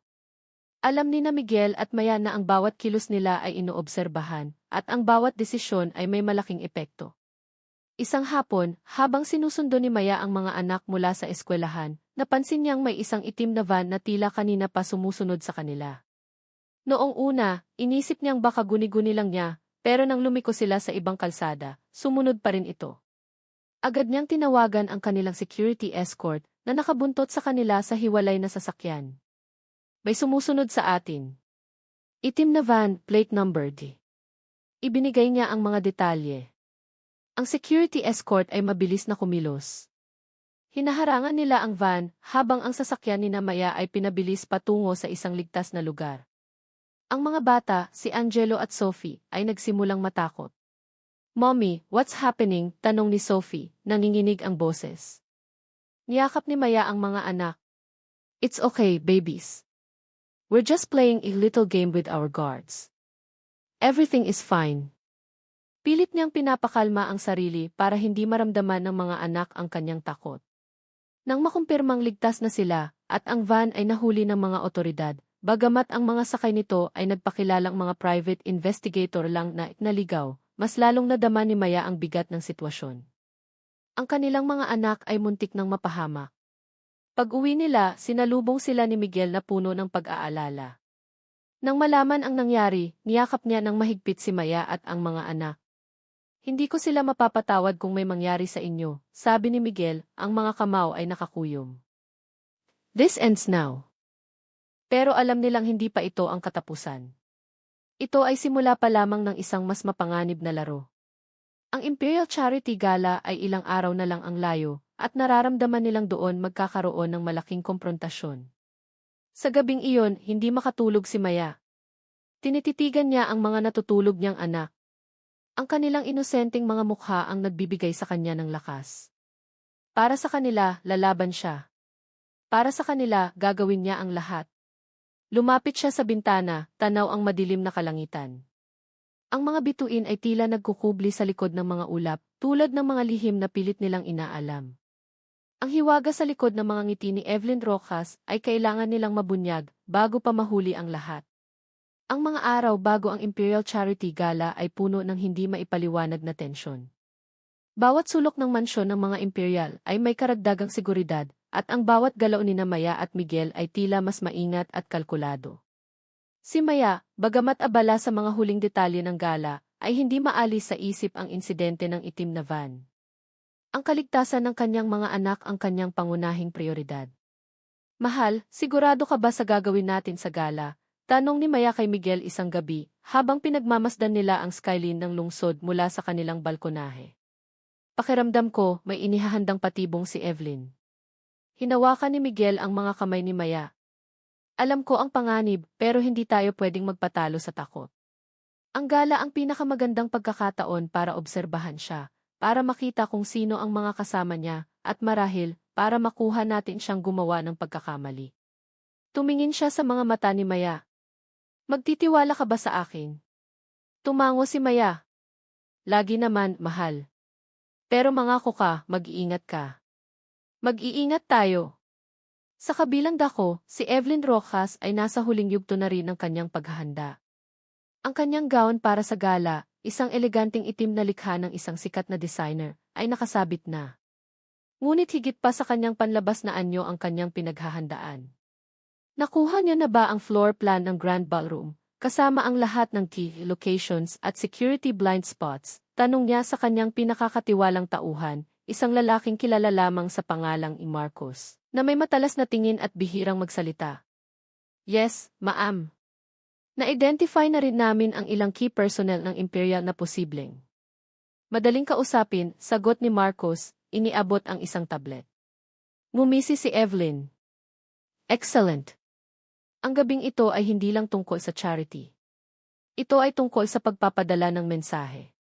Dumating ang gabi ng Imperial Charity Gala. Ang Grand Ballroom ng isang 5-star hotel ay napuno ng mga pinakamayayamang personalidad ng bansa. Lahat ay nakasuot ng kanilang pinakamagagarang kasuotan. Si Maya, sa kanyang simpleng eleganteng puting gown, ay nagniningning sa tabi ni Miguel na suot ang isang formal na tuksedo. Sinalubong nila ang mga bisita ng may ngiti, ngunit ang kanilang mga mata ay mapagmatsyag. Sina Don Miguel S.C. at Doña Esmeralda ay naroon din, nagbibigay ng suporta. Si Antonia naman ay abala sa pakikipag-usap sa mga importanteng negosyante. Ang pagdating ni Evelyn Rojas, kasama ang ilang miyembro ng kanyang Veridian Global Team, ay agaw pansin. Ang kanyang itim na gown ay tila sumisimbolo sa kanyang madilim na intensyon. Nagtama ang mga mata nila ni Maya, isang palitan ng mga tingin na puno ng hindi nasasabing mga salita, isang hamon, isang babala. NRES Imperial, what a lovely event, bati ni Evelyn, ang boses ay matamis ngunit may bahid ng pang-uyam. Nakakatuwang makita na sa kabila ng kompetisyon sa negosyo, nagkakaroon pa rin tayo ng panahon para sa ganitong mga bagay. Enmet Rojas, ang pagtulong sa kapwa ay laging may puwang, anuman ang sitwasyon sa negosyo, sagot ni Maya, kalmado at matatag. Welcome to the Imperial Charity Gala. Habang nagpapatuloy ang programa, mga talumpati, auction para sa charity, at mga musical performance, ang tensyon sa pagitan ng dalawang kampo ay ramdam na ramdam. Si Miguel at ang kanyang security team ay palihim na nagmamasid sa bawat galaw ni Evelyn at ng kanyang mga kasama. Si Angelo at Sophie, na pinayagang manatili sa unang bahagi ng programa bago sila ihatid pa uwi, ay tahimik na nakaupo sa tabi ng kanilang Lola Esmeralda. Si Angelo, sa kanyang kabataan, ay napansin ang isang bagay. Lola, Balvay is that lady in the black dress always looking at mommy and daddy, bulong ni Angelo, itinuturo si Evelyn. Hinaplos ni Doña Esmeralda ang buhok ng apo. Siguro, apo, hinahangaan lang niya ang mommy at daddy mo. Sikat kasi sila. Ngunit sa isip ni Doña Esmeralda, alam niyang higit pa roon ang dahilan. Sa isang sulok ng ballroom, si Marcos, ang tauhan ni Evelyn, ay abala sa kanyang cellphone, tila may kausap. Hindi niya namamalayan na ang kanyang bawat kilos ay minomonitor ng isa sa mga undercover na security ni Miguel. Nang magkaroon ng pagkakataon, lumapit si Evelyn kay Antonio Imperial. "Ennis Imperial, you word, if I may?" "Ennet Rojas," sagot ni Antonio formal. "I just want to say, your family has built quite an empire. It would be a shame if unforeseen circumstances were to tarnish its legacy," sabi ni Evelyn, ang mga salita ay tila isang balot na pagbabanta. Ngumiti si Antonio. "We appreciate your concern, Des Roxas. But the imperial legacy is built on a strong foundation. It won't be easily tarnished, especially not kisa those who hide in the shadows." Ang palitan ng mga salita ay maikli ngunit puno ng kahulugan. Habang nagaganap ang auction, isang waiter ang aksidenteng inatapunan ng inumin si Maya. Habang nagpupuna si Maya at humihingi ng paumanhin ang waiter, may isang maliit na device na inilagay ang waiter sa ilalim ng lamesa kung saan nakaupo ang mga imperial. Isa itong listening device. Ngunit ang hindi alam ng waiter, ang kanyang kilos ay nakuna ng isang security personnel ni Miguel na nagpapanggap na photographer. Nang matapos ang auction at nagsimula ng magsayawan ang mga bisita, lumapit si Miguel kay Maya. "May nakuha tayo," bulong niya. Ang waiter na iyon, tauhan ni Evelyn. "Ano ang plano mo?" tanong ni Maya. "Hayaan natin silang isipin na nagtagumpay sila. Mas marami silang mailalabas na impormasyon kung akala nila hindi natin alam," sagot ni Miguel. Sa kalagitnaan ng gabi, isang matandang lalaki ang lumapit kay Don Miguel at siya si Don Rafael Almario, isang matagal ng kaibigan ng pamilya imperial at isa sa mga pinakarespetadong negosyante sa bansa, kilala sa kanyang integridad. "Miguel, Nessie, may gusto sana akong ibahagi sa'yo, ng pribado," sabi ni Don Rafael. Nagpunta sila sa isang mas tahimik na bahagi ng ballroom. "Rafael, ano iyon? Mukhang seryoso ka," tanong ni Don Miguel Este. "Tungkol ito sa Veridian Global at kay Evelyn Rojas," umpisa ni Don Rafael. "May isang kaibigan ako sa international banking community na nagbabala sa akin tungkol sa kanila. Ang Veridian ay hindi lang basta isang investment firm. May mga report na ginagamit sila bilang front para sa money laundering ng ilang di magagandang organisasyon. At si Evelyn Rojas, siya ang utak sa operasyon nila sa Southeast Asia." Nanlaki ang mga mata ni Don Miguel SC. "Sigurado ka ba rito, Rafael?" "Hindi ako magsasalita kung hindi ako sigurado, Miguel. Kailangan niyong mag-ingat. Mas malaki ang kalaban niyo kaysa sa inaakala niyo. Hindi lang ito tungkol sa pamilya Monteverde. May mas malaking puwersa sa likod ni Evelyn. Ang rebelasyong ito ay mas mabigat kaysa sa anumang inaasahan ng mga imperial. Ang laban ay hindi na lang personal o simpleng corporate rivalry. Ito ay laban sa isang organisadong krimen na gumagamit ng karangyaan bilang maskara." Mabilis na ipinaalam ni Don Miguel SC ang balita kay Miguel at Antonio. "Kailangan nating kumilos ng mabilis, pero maingat," sabi ni Miguel VC. "Kailangan natin ng matibay na ebidensya na maihaharap sa mga otoridad, hindi lang dito kundi pati na sa international agencies." Ang Imperial Charity Gala, na nagsimula bilang isang gabi ng pagkakawanggawa, ay naging entablado ng isang mapanganib na laro ng espiyahe at mga rebelasyon. Ang maskara ng karangyaan ay unti-unting natatanggal, at ang tunay na mukha ng kalaban ay nagsisimula ng mabunyag. Habang papalalim ang gabi, si Evelyn Rojas, na walang kamalay-malay sa rebelasyon ni Don Rafael, ay nakangiti, iniisip na ang kanyang plano ay umaayon sa kanyang gusto. Ngunit ang mga imperial, armado ng bagong kaalaman, ay handa nang ibalik ang laban, hindi na lang para sa kanilang kumpanya o pamilya, kundi para sa mas malaking laban kontra sa kasamaan na nagkukubli sa ilalim ng kislap ng yaman. Ang susunod na mga araw ay magiging krusyal. Ang bawat impormasyong kanilang makakalap ay maaaring maging susi sa kanilang tagumpay o kapahamakan. Kinabukasan, pagkatapos ng Imperial Charity Gala, ang mansyon ng mga imperial ay naging sentro ng isang tahimik ngunit matinding pagpaplano. Ang revelasyon ni Don Rafael Almario tungkol sa Veridian Global at ang posibleng pagkakasangkot nito sa money laundering ay nagbigay ng bagong bigat at panganib sa kanilang sitwasyon. "Hindi na ito simpleng corporate war, Miguel, Antonio," seryosong sabi ni Don Miguel sa kanyang mga anak. Si Don Rafael ay kasama nila sa pulong na iyon. Kung totoo ang sinasabi ni Rafael, nakikipaglaban tayo sa isang organisadong sindikato. Kailangan natin ng tulong mula sa mas mataas na antas. Sumasang-ayon ako, Dad, sagot ni Miguel Vizqui. Ang problema, kailangan natin ng matibay na ebidensya. Ang salita ni Don Rafael, bagamat pinagkakatiwalaan natin, ay maaaring hindi sapat para sa mga international agencies kung walang konkretong pruweba. May mga kontak ako sa Interpol at sa ilang financial intelligence units sa Asia Pacific, sabi ni Don Rafael. Maaari akong magbigay ng paunang impormasyon, pero tama si Miguel, kailangan natin ng smoking gun. Ang listening device na nakuha natin kagabi, sabi ni Maya na sumali sa usapan. Maaaring may makuha tayong lead doon. Sino ang mga kausap ni Evelyn? Ano ang mga pinag-uusapan nila? Pinaproseso na ng team ni Amy Santos ang audio recordings. Pero malamang, mag-iingat si Evelyn sa mga sasabihin niya kung alam niyang nasa public place siya, sagot ni Miguel.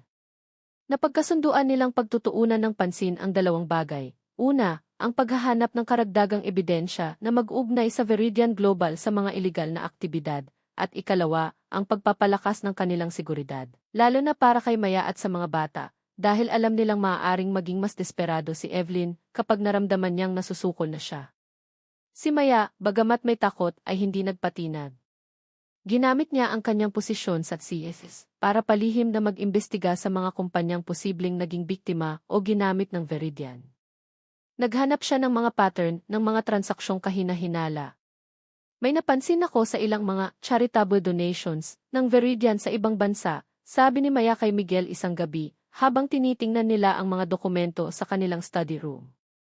Ang mga foundation na pinagbibigyan nila, kadalasan ay bagong tatag, walang masyadong track record, at nakarehistro sa mga bansang kilala bilang tax havens o may maluwag na financial regulations. Posible kayang dito nila idinadaan ang pera. Magandang lead yan, mahal, sabi ni Miguel, hinawakan ang balikat ni Maya. Ipapatingnan ko ito sa ating forensic accountants. You have a good instinct for these things. Samantala, si Amy Santos at ang kanyang team ay nag-focus kay Marcos, ang kanang kamay ni Evelyn. Sa pamamagitan ng maingat na surveillance, nalaman nilang si Marcos ay may isang kahinaan, ang kanyang may sakit na ina na nasa isang mamahaling ospital, at ang gastusin ay tila higit pa sa kanyang legal na kinikita. Posible kayang napipilitan lang si Marcos na magtrabaho para kay Evelyn dahil sa pangangailangang ito, tanong ni Miguel kay Amy Santos. Hindi natin masisiguro, sir. Pero maaari itong maging isang anggulo para makausap natin siya, sagot ni Amy Santos. Habang nagaganap ang lahat ng ito, si Evelyn Rojas ay nagsisimula ng makaramdam na may nagbabago sa paligid. Ang ilang mga kaalyadok niya ay biglang naging mailap.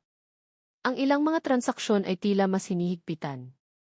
May nakakaalam na ng mga galaw natin, Marcos, sabi ni Evelyn, ang boses ay malamig. Kailangan nating maging mas maingat. At kailangan nating malaman kung sino ang nagbibigay ng impormasyon sa mga imperial. Hindi alam ni Evelyn na ang key listening device na ipinalagay niya sa ilalim ng lamesa ng mga imperial ay nagbibigay na ngayon ng impormasyon sa kanila.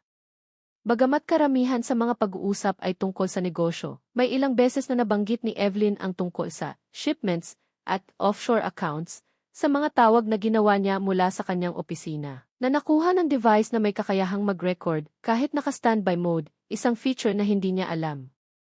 Ang mga ito, bagamat pira-piraso, ay nagsimulang bumuo ng isang larawan. Isang gabi, nagpasya si Miguel na kailangan nilang gumawa ng isang mapangahas na hakbang. Gagamitin nila ang impormasyon tungkol sa ina ni Marcos. Sa tulong ni Amy Santos, nagkaroon ng pagkakataon na makausap ni Miguel si Marcos ng pribado, malayo kay Evelyn. Marcos Palma, umpisa ni Miguel, alam namin ang tungkol sa iyong ina. At alam naming ginagawa mo ang lahat para sa kanya. Natigilan si Marcos, baka sa mukha ang gulat at takot. Anong kailangan nyo? Hindi kami ang kalaban mo rito, Marcos, sabi ni Miguel, ang boses ay kalmado ngunit may diin. Alam naming napasok ka sa isang sitwasyong mahirap. Pero si Evelyn Rojas, ang mga ginagawa niya ay illegal at mapanganib. Maraming buhay ang maaaring masira, kasama na ang sayo. Ipinakita ni Miguel kay Marcos ang ilang paunang ebidensya na nakalap nila, mga litrato ng surveillance, mga financial trails na nag-ugnay sa Veridian sa mga kahinahinalang kumpanya. Hindi mo kailangang sumama sa kanya sa pagbagsak, Marcos. Maaari kang tumulong sa amin at sisiguraduhin naming mapoprotektahan ka, pati na ang iyong ina. Bigyan mo kami ng impormasyong magpapatunay sa mga iligal na gawain ni Evelyn at tutulungan ka naming magsimula ulit. Nag-aalangan si Marcos. Ang kanyang katapatan kay Evelyn ay nasusubok ng kanyang pagmamahal sa ina at ng takot sa maaaring mangyari. Pag-isipan mo, Marcos, sabi ni Miguel, iniwan ang isang burner phone. Kapag handa ka na, tawagan mo ako. Pero huwag kang magtatagal. Oras ang kalaban natin dito. Ang desisyon ni Marcos ang magiging kritikal. Ang kanyang testimonya at ang mga ebidensyang hawak niya ay maaaring ang key smoking gun na kailangan ng mga imperial. Samantala, si Maya, sa kanyang patuloy na pagsasaliksik, ay natuklasan ang isang pattern sa mga charitable donations ng Veridian. Ang mga ito ay madalas na nagaganap ilang araw bago o pagkatapos ng malalaking international art auctions o real estate deals kung saan sangkot ang mga kumpanyang konektado kay Evelyn. Posible kayang ang sining at real estate ay ginagamit para linisin ang pera. Ipinakita niya ang kanyang mga natuklasan kay Miguel at Don Rafael. Brilliant, Maya, sabi ni Don Rafael. Ang sining at high-value real estate ay klasikong paraan ng money laundering. Mahirap i-trace ang tunay na halaga at madaling ilipat ang pagmamay-ari patawid ng mga bansa. Ang lambat ng katotohanan ay unti-unti nang sumasara kay Evelyn Rojas. Ang bawat piraso ng ebidensya, mula sa mga audio recording, sa financial analysis ni Maya, hanggang sa posibleng testimonya ni Marcos, ay nagiging mga hibla na humihigpit sa kanya. Ngunit si Evelyn ay hindi isang kalaban na madaling sumuko. Habang nararamdaman niyang nasusukol na siya, mas lalo siyang nagiging mapanganib. Nag-utos siya ng mas mahigpit na surveillance sa mga imperial, partikular kay Maya, na sa tingin niya ay isang malaking banta dahil sa kanyang tila inosenteng pagkilos ngunit matalas na pag-iisip. Isang hapon, habang si Maya ay papunta sa isang meeting para sa isang key project, ang kanyang sasakyan ay biglang hinarang ng dalawang itim na taxi. Mabilis na kumilos ang kanyang mga security, ngunit malinaw na ito ay isang pagtatangka ng intimidasyon, o marahil higit pa. Ang tensyon ay nasa sukdulan na. Ang susunod na galaw ng bawat panig ang magdidikta ng kahihinatnan ng mapanganib na larong ito. Ang tanong, sino ang unang bibigay? At sino ang mananaig sa huli? Ang katotohanan ba, o ang kasamaang nagkukubli sa likod ng karangyaan? Ang pagtatangkang harangin si Maya ay ang huling patak na nagpuno sa salop para kay Miguel Imperial. Ang takot na maaaring mapahamak ang kanyang asawa at mga anak ay nag-alab sa kanyang determinasyon na tapusin na ang laban kay Evelyn Rojas sa anumang legal na paraan. Hindi na tayo pwedeng maghintay pa, Dad, Don Rafael, mariing sabi ni Miguel sa isang emergency meeting. Evelyn is getting desperate. The incident with Maya today proves it kailangan na nating kumilos. Sumasang-ayon ako, sabi ni Don Rafael. Nakausap ko na ang aking mga contacts sa NB, National Bureau of Investigation, at sa DENIC, Anti-Money Laundering Council. Handa silang kumilos basta't may sapat na basehan at matibay na lead tayo. Ang impormasyon tungkol sa sining at real estate transactions na nakuha ni Maya ay malaking tulong. Habang nag-uusap sila, tumunog ang burner phone na iniwan ni Miguel kay Marcos Palma. Si Marcos ang nasa kabilang linya, ang boses ay nanginginig. Miss Imperial, handa na akong magsalita, sabi ni Marcos. Pero kailangan ko ng proteksyon para sa aking ina. At para sa akin. Makakaasa ka, Marcos, sagot ni Miguel. Saan tayo pwedeng magkita? Nagbigay si Marcos ng isang lokasyon, isang lumang bodega na malapit sa pier, isang lugar na hindi madaling mapapansin. Pumayag si Miguel, ngunit siniguro niyang may kasamang backup team si Eli Santos, nakaantabay sa di kalayuan. Sa kabilang dako, si Evelyn Rojas ay lalong nagiging paranoid. Naramdaman niyang may mali. Si Marcos ay hindi na kasing responsive tulad ng dati. Nag-utos siya sa kanyang mga tauhan na higpitan ang pagbabantay kay Marcos at alamin kung mayroon itong mga lihim na ginagawa. Ang pagkikita ni Miguel at Marcos ay naganap ng gabing iyon. Si Marcos ay halatang takot, ngunit may dala siyang isang laptop at ilang dokumento. Narito ang lahat, Dingis Imperial, sabi ni Marcos, nanginginig ang mga kamay habang binubuksan ang laptop. Mga kopya ng ledgers, mga email correspondence ni Evelyn tungkol sa mga special clients, mga detalye ng offshore accounts, at ang schedule ng susunod na malaking transfer na gagamitan ng isang art auction sa Hong Kong. Ang mga impormasyong ibinigay ni Marcos ay ginto. Ito na ang key smoking gun na kailangan nila. Habang kinokopya ni Miguel ang mga files sa isang secured hard drive, biglang may mga ilaw ng sasakyan na tumutok sa bodega. Mga tauhan ni Evelyn.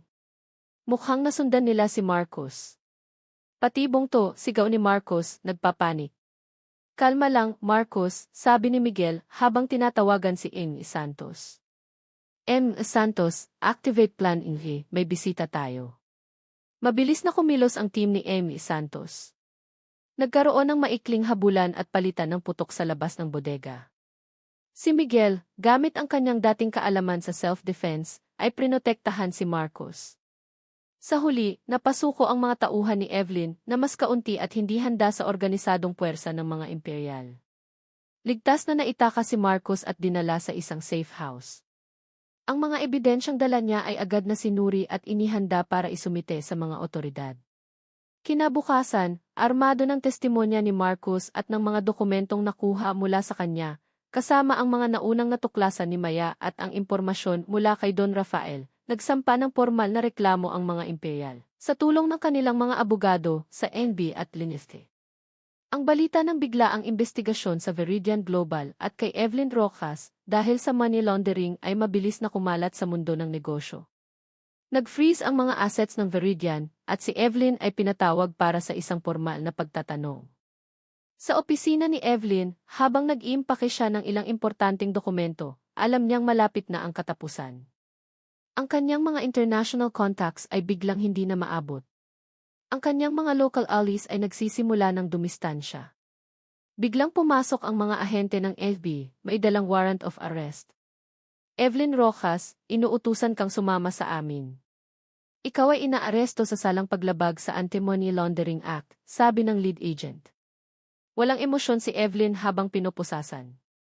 Ngunit bago siya tuluyang ilabas, tumingin siya sa isang direksyon, tila may kinakausap sa hangin. Hindi pa tapos ang lahat, Maya Imperial. Tandaan mo iyan. Ang pag-aresto kay Evelyn Rojas ay naging headline sa lahat ng pahayagan. Ang Imperial Holdings, sa pamumuno ni Miguel at Antonio, ay naglabas ng opisyal na pahayag na sila ay makikipagtulungan sa investigasyon at naninindigan laban sa anumang uri ng iligal na gawain. Sa mansyon ng mga Imperial, mayroong isang payapang selebrasyon. Hindi ito selebrasyon ng paghihiganti, kundi selebrasyon ng tagumpay ng katotohanan at hustisya. Nagawa natin, mahal, sabi ni Miguel, niyakap si Maya. Natapos na. Ngumiti si Maya, ngunit may kaunting lungkot sa kanyang mga mata. Sana nga. Pero ang mga sinabi niya bago siya arestuhin parang may iba pa. Huwag mo nang isipin yun, sabi ni Miguel. Nasa kamay na siya ng batas. Ang importante, ligtas na ang pamilya natin. Si Marcos Palma, sa ilalim ng Witness Protection Program, ay nagbigay ng kumpletong testimonya na lalong nagdiin kay Evelyn at sa mga kasabwat nito sa Veridian Global. Ang kanyang ina ay inilipat sa isang mas ligtas na ospital, sagot ng mga imperial. Lumipas ang ilang linggo. Ang kaso laban kay Evelyn ay umuusad. Ang Veridian Global ay tuluyan ng nabuwag. Ang mga imperial ay unti-unti nang bumabalik sa normal nilang pamumuhay, bagamat mas naging maingat sila.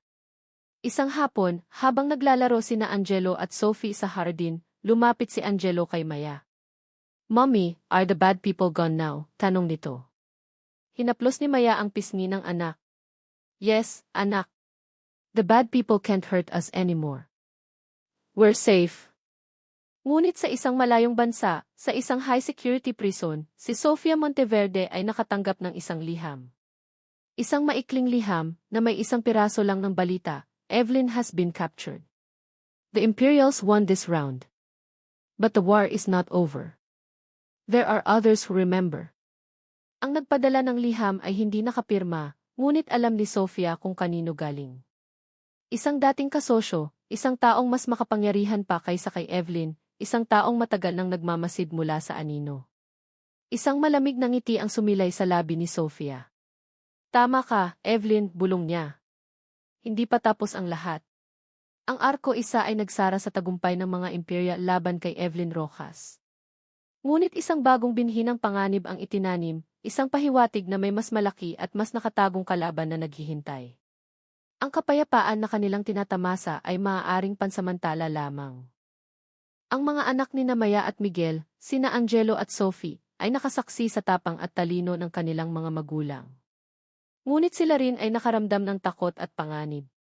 Ang mga karanasang ito ang hubog sa kanilang pagkatao sa paglipas ng mga taon at maghahanda sa kanila nang hindi nila namamalayan para sa mga susunod pang hamon na darating sa pamilyang imperial.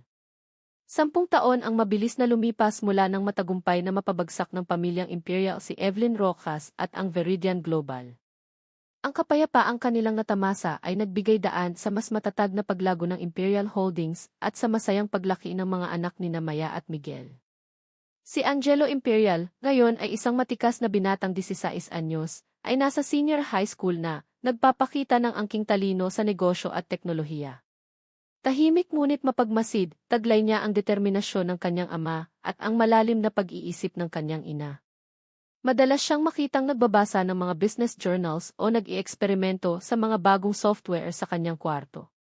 Si Sofia Marie Sophie Imperial naman, 15 anyos, ay namumukadkad bilang isang dalagitang may angking ganda at talino, ngunit higit sa lahat, may gininto ang puso tulad ng kanyang ina. Aktibo siya sa mga school activities, lalo na sa drama club at sa mga outreach programs. Mayroon siyang malikhaing isip at matalas na pakiramdam sa mga tao sa kanyang paligid. Sina Miguel at Maya, bagamat abala pa rin sa pamamahala ng kanilang malawak na negosyo at mga pundasyon, ay sinisikap na maging hands-on na mga magulang. Ang kanilang relasyon ay nananatiling matatag, pinatibay ng mga pinagdaanang pagsubok at ng walang sawang pagmamahalan. Hindi ako makapaniwalang ganito nakalaki ang mga anak natin, mahal, sabi ni Maya kay Miguel isang umaga habang pinagmamasdan nila sina Angelo at Sophie na nag-aalmusal bago pumasok sa eskwela. Parang kailan lang, karga-karga pa natin sila. Umiti si Miguel at inakbayan si Maya. Tumanda na yata tayo, mahal. Ikaw lang, biro ni Maya. Pero seryoso, ang bilis ng panahon. Si Angelo, malapit nang magkolehiyo. Si Sophie, parang kailan lang naglalaro ng manika, ngayon may mga crush na yata. Ang usapan tungkol sa mga crush ni Sophie ay nagdulot ng bahagyang pag-aalala sa mukha ni Miguel na agad namang napansin ni Maya at tinawanan. Protective daddy mode ka na naman, sabi ni Maya. Siyempre naman. Prinsesa ko iyon, sagot ni Miguel, nagkibit balikat. Sa kabila ng kanilang tagumpay at yaman, sinikap ni Miguel at Maya na palakihin ang kanilang mga anak na may kababaang loob, respeto sa kapwa, at pagpapahalaga sa pagsisikap. Hindi nila ipinagkait ang mga luho, ngunit tinuruan nila ang mga ito ng responsibilidad at ng kahalagahan ng pagtulong sa iba. Si Don Miguel S.C. at Doña Esmeralda ay masayang-masaya sa kanilang mga apo, madalas silang dalawin o isama sa mga family outing. Si Antonio Imperial, bagamat nanatiling bachelor, ay isang mapagmahal na tiyuhin kina Angelo at Sophie. Ang Imperial Holdings, sa ilalim ng pamumuno ni Antonio at Miguel, ay lalo pang lumawak. Pinasok nila ang mga bagong industriya tulad ng renewable energy at sustainable technology, mga advocacy ang malapit sa puso ni Maya. Ang kanilang reputasyon bilang isang etikal at responsableng kumpanya ay mas lalo pang tumibay. Ngunit sa likod ng payapang fatsyada, isang bagong unos ang tahimik na nagbabadyang mabuo. Sa isang malayong sulok ng Europa, sa isang ngunit marangyang villa na nakatago sa gitna ng mga ubasan, isang matandang lalaki ang nakaupo sa kanyang study, napapaligiran ng mga antigo at mga aklat. Siya si Don Vittorio Consunji, isang Pilipinong negosyante na matagal nang naninirahan sa ibang bansa, kilala sa kanyang pagiging mailap at sa kanyang malawak, ngunit kadalasan ay lihim, na network sa mundo ng international finance at iba pang hindi gaanong legal na mga gawain. Siya ang itaong nasa dilim inakasosyo noon ni Evelyn Rojas, at isa sa mga taong nakakaalala na tinutukoy sa liham na natanggap ni Sofia Monteverde sa kulungan. Hawak ni Don Vittorio ang isang baso ng mamahaling alak, pinagmamasdan ang apoy sa tsiminya. Sa tabi niya ay isang makisig na lalaki, mga 30 anyos, matalas ang tingin, si Leandro Valeriano, ang kanyang pinakabagong protehido at kanang kamay. 10 taon, Leandro. 10 taon kong hinintay ang tamang pagkakataon, sabi ni Don Vittorio, ang boses ay mahinahon ngunit may bigat. Ang mga imperial masyado silang lumaki. Masyado silang naging malinis. Nakalimutan na yata nila kung paano laruin ang tunay na laro ng kapangyarihan. Ano po ang plano nyo, Don Vittorio? Tanong ni Leandro, magalang.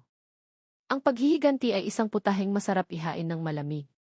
Si Evelyn, naging padalos-dalos siya. Ang kailangan natin ay pasensya, estratehiya at isang pain na hindi nila matatanggihan. Ngumiti si Don Vittorio, isang ngiting hindi umabot sa kanyang mga mata. At sa tingin ko, ang mga tagapagmana ng Imperial ang perpektong pain. Ang tinutukoy niya ay sina Angelo at Sophie. Hindi alam ng pamilyang Imperial na ang bawat kilos nila, ang bawat tagumpay ng kanilang mga anak, ay matagal nang minamanmanan. Si Don Vittorio ay may personal na galit sa pamilyang Imperial, isang galit na nag-ugat pa sa isang lumang transaksyon sa negosyo kung saan natalo siya kay Don Miguel F.C. Maraming dekada na ang nakalipas.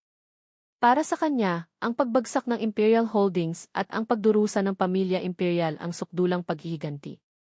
Sa Pilipinas, si Angelo ay abala sa isang school project, isang app na dinedevelop niya, kasama ang ilang kaibigan para tulungan ang mga maliliit na magsasaka na direktang maibenta ang kanilang mga produkto sa mga consumer. Ang proyektong ito ay napansin ng ilang tech investors, at isa sa mga nagpakita ng interes ay isang bagong investment firm na tinatawag na Innovatech Ventures. Dad, Mom, Innovatech Ventures wants to meet with us. They're offering seed funding for our API, masiglang balita ni Angelo isang gabi sa hapunan. That's great news, son, sabi ni Miguel, natutuwa sa tagumpay ng anak. Pero mag-background check muna tayo sa kanila, okay? Huwag padalos-dalos. Yes, Dad. I already did some initial research. Mukhang legit naman sila, may mga international partners, sagot ni Angelo. Ang hindi alam ni Angelo, ang Innovatech Ventures ay isa lamang sa maraming shell companies na kontrolado ni Don Vittorio Consunji, at ang key interest nila sa kanyang API ay bahagi ng isang mas malaking plano.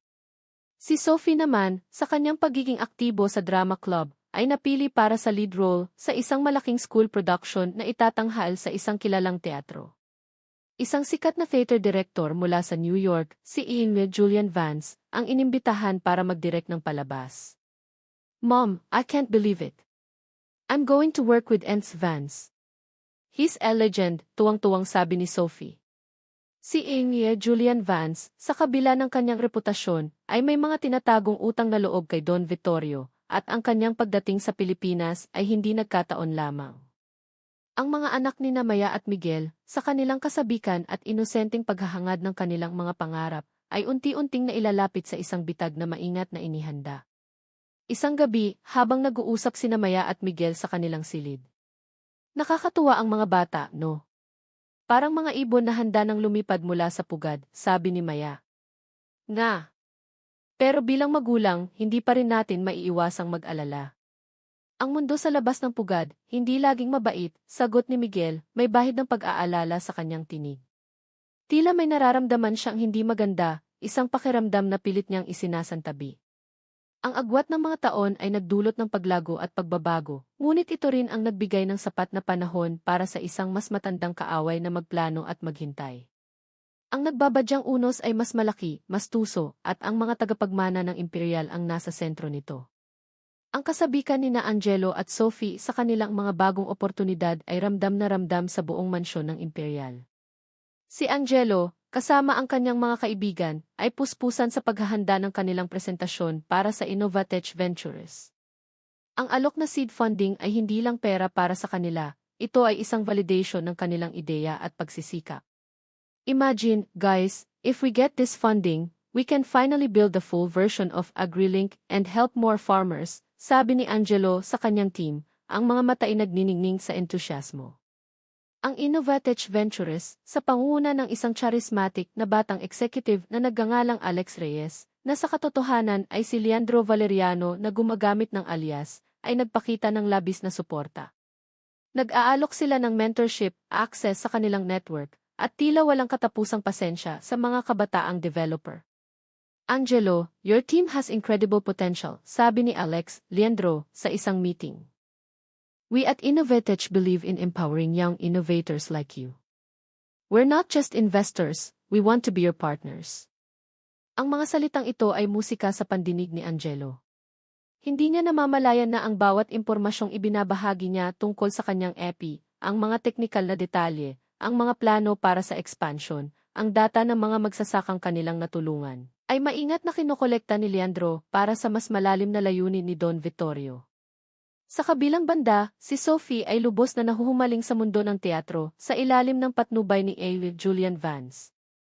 Ang sikat na direktor ay tila nakakita ng isang pambihirang talento kay Sophie. Sophie, dear, you have a raw, powerful emotion that many seasoned actors can only dream of, sabi ni Vance sa isang rehearsal. Ang kanyang mga papuri ay nagpapalaki sa puso ng dalagita. I see it star in you. Binibigyan ni Vance si Sophie ng mga special coaching sessions, madalas ay pagkatapos ng regular na rehearsals. Dito, hindi lang tungkol sa pag-arte ang kanilang pinag-uusapan, kundi pati na rin ang mga pangarap ni Sophie, ang kanyang pamilya, at minsan, ang negosyo ng mga imperial. Si Sophie, sa kanyang inosenteng paghanga sa direktor, ay hindi nag-iisip na may masamang motibo ito. Ingway family's business is quite vast, Vance, kwento ni Sophie isang beses. His dad and the uncle work very hard. Sometimes, I hear them talking about new projects, new technologies. It's all very fascinating, but also a bit overwhelming for me. The burden of a legacy, sabi ni Vance, tila nag-iisip. But legacies can also be vulnerable.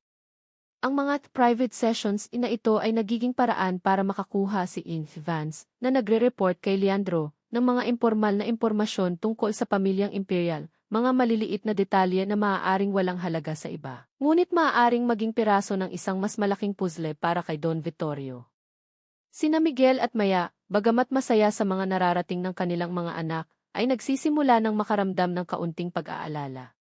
Hindi ba't masyadong mabilis ang lahat para kay Angelo, sabi ni Maya kay Miguel isang gabi. Ang Innovatech, parang ibinibigay nila ang lahat. At si Alex Reyes, he seems too good to be true. I've had my team run deeper check on Innovatech and Alex Reyes, sagot ni Miguel. On paper, they're clean. Registered with the portfolio of successful startups abroad. But Jimmy gut tells me something's off. Masyado silang interesado, hindi lang sa API, kundi pati kay Angelo mismo. Ganoon din ang nararamdaman ko kay Vance, dagdag ni Maya. Masyado niyang binibigyan ng atensyon si Sophie. Alam kong talentado ang anak natin pero iba ang pakiramdam ko. Parang may hinahanap siya. Napagkasunduan nilang mas magiging mapagmatsyag sila nang hindi naman hayagang pinagdududahan ang mga taong pinagkakatiwalaan ng kanilang mga anak. Ayaw nilang masira ang kumpiyansa ni na Angelo at Sophie. Si David Santos, ang kanilang security chief, ay inatasan ni Miguel na magsagawa ng discreet surveillance kina Alex Reyes at Julian Vance. Isang araw, habang nasa isang coffee shop si Alex Reyes, Leandro, para sa isang casual meeting kay Angelo, may napansin si Angelo. Isang lalaki sa kabilang mesa ang tila kanina pa nakatingin sa kanila, nagbabasa ng dyaryo, ngunit ang mga mata ay sumusulyap sa kanilang direksyon. Nang mapansin ni Alex, Leandro, na napansin ito ni Angelo, mabilis itong tumayo. Angelo, I just remembered, I have another urgent meeting. Let's continue this some other time, okay, sabi ni Alex, Leandro, tila nagmamadali. Naiwan si Angelo na nagtataka. Ang lalaking nagbabasa ng dyaryo ay isa sa mga tauhan ni A.V. Santos. Mukhang naramdaman ni Leandro na may nagmamasid. Si Sophie naman, sa isang rehearsal, ay hindi sinasadyang narinig ang isang bahagi ng phone call ni Vance. Yes, Don Vittorio, the girl is quite talkative. She adores me information about Imperial's new renewable energy project. Yes, I'll get more details. Natigilan si Sophie. Don Vittorio. Renewable Energy Project. Bakit interesado si Vance sa negosyo ng kanyang pamilya? Bigla siyang kinabahan. Pilit niyang iwinaksi ito sa isip, baka nagkakamali lang siya ng dinig. Pero ang pangalang Key Don Vittorio ay tumatak sa kanyang isipan. Nang gabing iyon, hindi mapakali si Sophie. Kinuwento niya ito kay Angelo. Kuya, I heard Vance talking to someone named Don Vittorio. And he mentioned our family's energy project. Isn't that weird? Kumunot ang noo ni Angelo. Don Vittorio. That name sounds vaguely familiar. Parang narinig ko na kay Lolo Miguel F. dati, in a not-so-good context. Naalala niya ang mga pira-pirasong kwento ng kanyang lolo tungkol sa mga lumang kaaway sa negosyo. Nagkatinginan ang magkapatid. Pareho silang may masamang kutob. Nagpasya silang kausapin ang kanilang mga magulang. Noong una, nag-aalangan sila, ayaw nilang magmukhang paranoid o walang tiwala sa mga taong tumutulong sa kanila. Pero mas nanaig ang kanilang pag-aalala. Nang marinig ni na Miguel at Maya ang kwento ni na Angelo at Sophie, lalo na ang pagkakabanggit sa pangalang kay Don Vittorio Consunji, nagkatinginan sila. Ang pangalang iyon ay tila multo mula sa nakaraan, isang pangalang matagal na nilang hindi naririnig ngunit hindi kailanman nakalimutan. Don Vittorio Consunji. Ulit ni Miguel, ang boses ay seryoso. Siya yung matagal ng kaaway ni Dad sa negosyo. Akala ko wala na siyang pakialam sa atin. Kung konektado sina Alex Reyes at Enrique Vance kay Don Vittorio, ibig sabihin, ang mga anak natin ginagamit sila, sabi ni Maya, nanginginig ang boses sa takot at galit. Agad na tinawagan ni Miguel si Don Miguel FC at si Don Rafael Almario. Isang kagyat na pagpupulong ang naganap. Don Vittorio Consunji is back in the picture, sabi ni Miguel sa kanila. At mukhang ang mga anak ko ang target niya ngayon gamit ang mga taong ito. Si Don Rafael ay napabuntong hininga. Si Vittorio matalino yan at mapaghiganti. Kung bumalik siya, ibig sabihin may malaki siyang plano. At mas mapanganib siya kaysa kay Evelyn Rojas. Ang sayaw sa bingit ng panganib ay nagiging mas klaro na ngayon. Sina Angelo at Sophie, sa kanilang murang edad, ay naipit sa isang laro ng mga matatanda, isang laro ng kapangyarihan, paghihiganti at mga lumang alitan. Kailangan ng pamilyang imperial na kumilos ng mabilis at may katalinuhan. Kailangan nilang protektahan ang kanilang mga anak, alamin ang buong lawak ng plano ni Don Vittorio, at labanan ito nang hindi isinasakripisyo ang kanilang mga prinsipyo.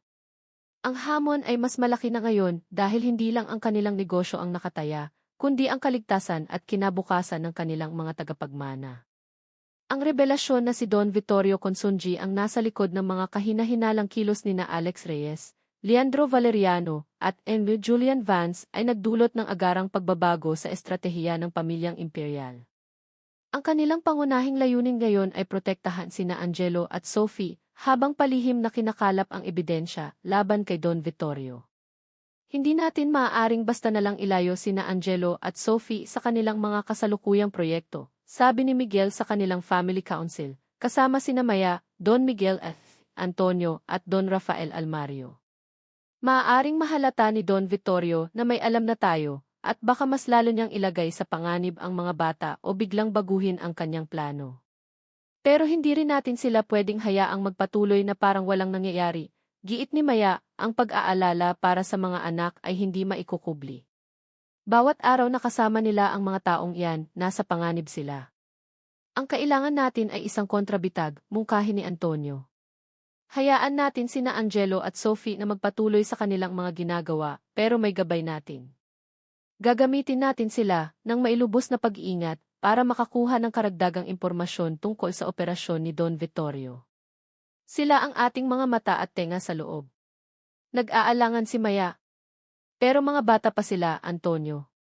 Hindi nila dapat pinapasan ang ganitong responsibilidad. Alam ko, Maya, malumanay na sabi ni Don Miguel FC, pero ang mga anak nyo ay matatalino at matatapang tulad ninyo. Sa tamang gabay at sa ating proteksyon, makakaya nila ito. At mas mahalaga, kailangan nilang malaman ang katotohanan para sila mismo ay matutong mag-ingat. Napagkasunduan nilang kausapin sina Angelo at Sophie ng masinsinan. Ipinaliwanag nila ang buong sitwasyon, ang tungkol kay Don Vittorio, ang kanyang posibleng motibo, at ang panganib na kinakaharap ng kanilang pamilya. Gulat at takot ang unang naging reaksyon ng magkapatid. Ang mga taong hinangaan nila, si Alex Reyes para kay Angelo, at si Enrique Vance para kay Sophie, ay bahagi pala ng isang masamang plano. So, all this time they were just using us, halos pabulong na tanong ni Angelo, baka sa mukha ang pagkadismaya. It seems that way, anak, malungkot na sagot ni Maya. Pero hindi ito kasalanan ninyo. Matalino silang magtago ng tunay na intensyon. Ano po ang gagawin natin, Dad, Mom? Tanong ni Sophie, ang mga mata ay nagpapakita ng determinasyon sa kabila ng takot. Kailangan namin ang tulong nyo, paliwanag ni Miguel. Magpapatuloy kayo sa inyong mga proyekto, pero magiging mas mapagmatsyag kayo. Anumang impormasyon, gaano man kaliit, na sa tingin nyo ay kahina-hinala, sabihin nyo agad sa amin. Si N.E. Santos at ang kanyang team ay laging nakaantabay para sa inyong seguridad, pero kailangan din nating maging matalino. Ibinigay nila kina Angelo at Sophie ang mga special communication devices na direktang konektado sa security team at mga paalala kung paano kikilos ng hindi nagpapahalata. Si Angelo, sa kanyang mga susunod na pakikipag-usap kay Alex Reyes, Leandro, ay naging mas maingat. Itinuloy niya ang pagbibigay ng updates tungkol sa AgriLink API. Ngunit ang ilang sensitibong teknikal na detalye ay aksidente niyang naiiwan o ipinagpapaliban. Palihim din niyang sinubukang i-access ang ilang files sa laptop ni Alex nang minsang maiwan ito sa meeting room, gamit ang isang maliit na VIF device na may software para kopyahin ang mga temporary files. Isang bagay na natutunan niya sa kanyang mga computer classes. Si Sophie naman, sa kanyang mga rehearsals kay M. Vance, ay naging mas alerto sa mga tanong nito. Kapag napupunta ang usapan sa negosyo ng pamilya, sinasagot niya ito ng may kababawan o ibinabaling ang usapan sa ibang bagay. Sinubukan din niyang i-aksidenteng makita ang phone log ni M. Vance, ngunit masyadong maingat ang direktor. Gayunpaman, napansin niyang madalas itong tumatanggap ng mga tawag mula sa isang numero na may international code at ang usapan ay madalas sa wikang Italyano, ang wika ni Don Vittorio Consunji. Ang mga maliliit na impormasyong ito ay ipinararating ni na Angelo at Sophie sa kanilang mga magulang, na siya namang ipinapasa sa team ni A.E. Santos at Don Rafael para sa mas malalim na analisis. Samantala, si Don Rafael Almario ay ginamit ang kanyang mga international contacts para alamin ang kasalukuyang operasyon ni Don Vittorio. Nalaman nilang si Don Vittorio ay may malaking interes sa pagkuha ng kontrol sa mga emerging technologies sa Southeast Asia, kabilang na ang mga nasa larangan ng agrikultura, tulad ng AgriLink at renewable energy, isa sa mga bagong proyekto ng Imperial Holdings. Ang plano niya ay gamitin ang mga teknolohiyang ito hindi para sa ikabubuti, kundi para sa pagmamanipula ng merkado at posibleng para sa mas masasamang layunin tulad ng industrial espionage o pagsasabotahe sa mga karibal. Si Leandro Valeriano, Alex Reyes, ang kanyang pangunahing operator sa rehiyon, habang si Julian Vance ay ginagamit para sa soft intelligence gathering at pagkuha ng access sa mga maimpluwensyang pamilya tulad ng mga imperial. Ang AgriLink API ni Angelo, kung mapapasa kamay nila, ay maaaring gamitin para manipulahin ang supply chain ng pagkain o para makakuha ng sensitibong data mula sa mga magsasaka, paliwanag ni Miguel. Ang renewable energy project natin, kung masasabotahe, ay magdudulot ng malaking pinsala hindi lang sa Imperial Holdings, kundi pati na rin sa energy security ng bansa. Naging malinaw sa kanila na ang laban ay hindi lang tungkol sa paghihiganti ni Don Vittorio, kundi tungkol din sa mas malaking laro ng kapangyarihan at kontrol. Isang araw, nag-report si Angelo tungkol sa isang e-exclusive tech summit na inorganisa ng Innovatech Ventures, kung saan siya inimbitahan bilang isa sa mga promising young innovators. Ang summit ay gaganapin sa isang pribadong isla. Dad, this could be a big opportunity for AgriLink. Maraming potential investors doon, sabi ni Angelo. Ngunit sa kanyang mga mata, may pag-aalangan. Pero si Alex Reyes ang personal na nag-imbita sa akin. At sinabi niyang kailangan kong dalhin ang buong prototype ng API, kasama ang source code, para sa isang live demonstration. Nagkatinginan sina Miguel at Maya. Ito na marahil ang pagkakataon na hinihintay ni Don Vittorio para makuha ang teknolohiya ni Angelo. Anak, delikado yan, sabi ni Maya. Alam ko po, Mom. Kaya po sinasabi ko sa inyo, sagot ni Angelo. Pero naisip ko, baka ito na rin ang pagkakataon natin para mahuli sila. Kung pupunta ako at kung may dala akong special na prototype, baka makuha natin silang kumagat sa pain. Ang key special na prototype na tinutukoy ni Angelo ay isang bersyon ng AgriLink API na may kasamang tracking software at isang kill switch na maaaring i-activate ni na Miguel mula sa malayo.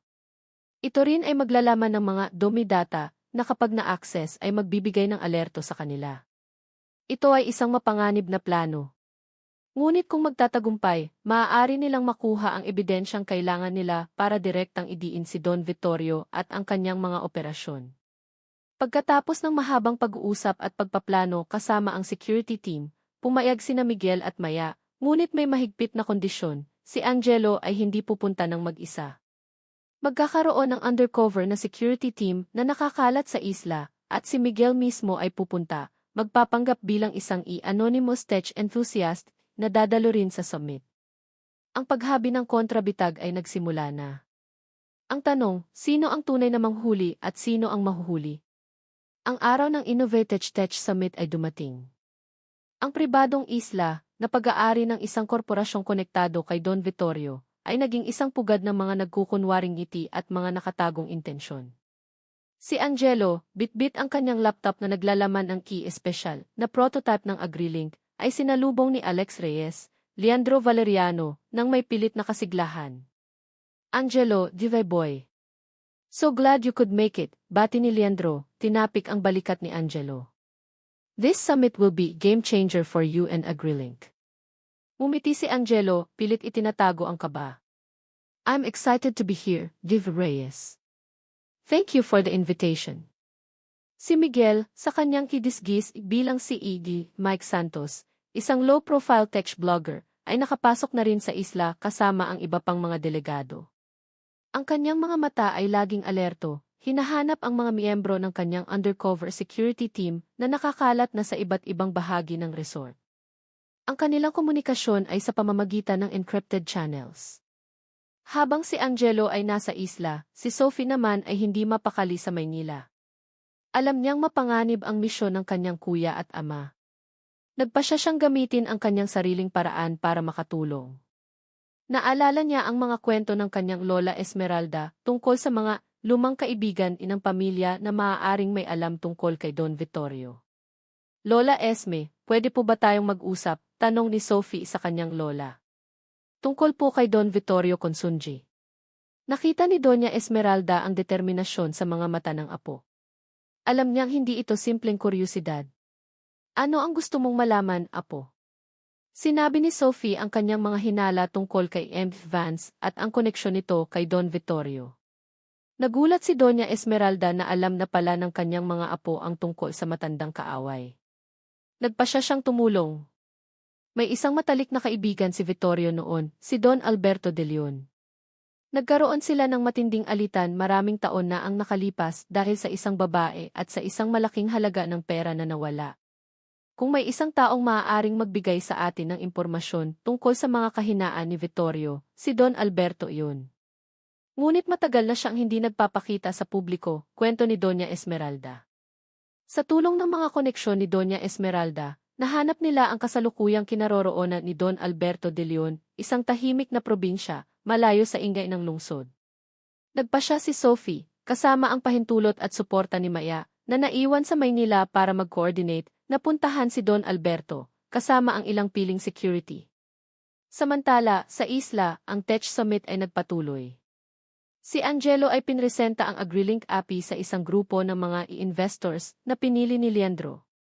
Ang presentasyon ay naging matagumpay at marami ang nagpakita ng interes, o iyon ang ipinakita nila.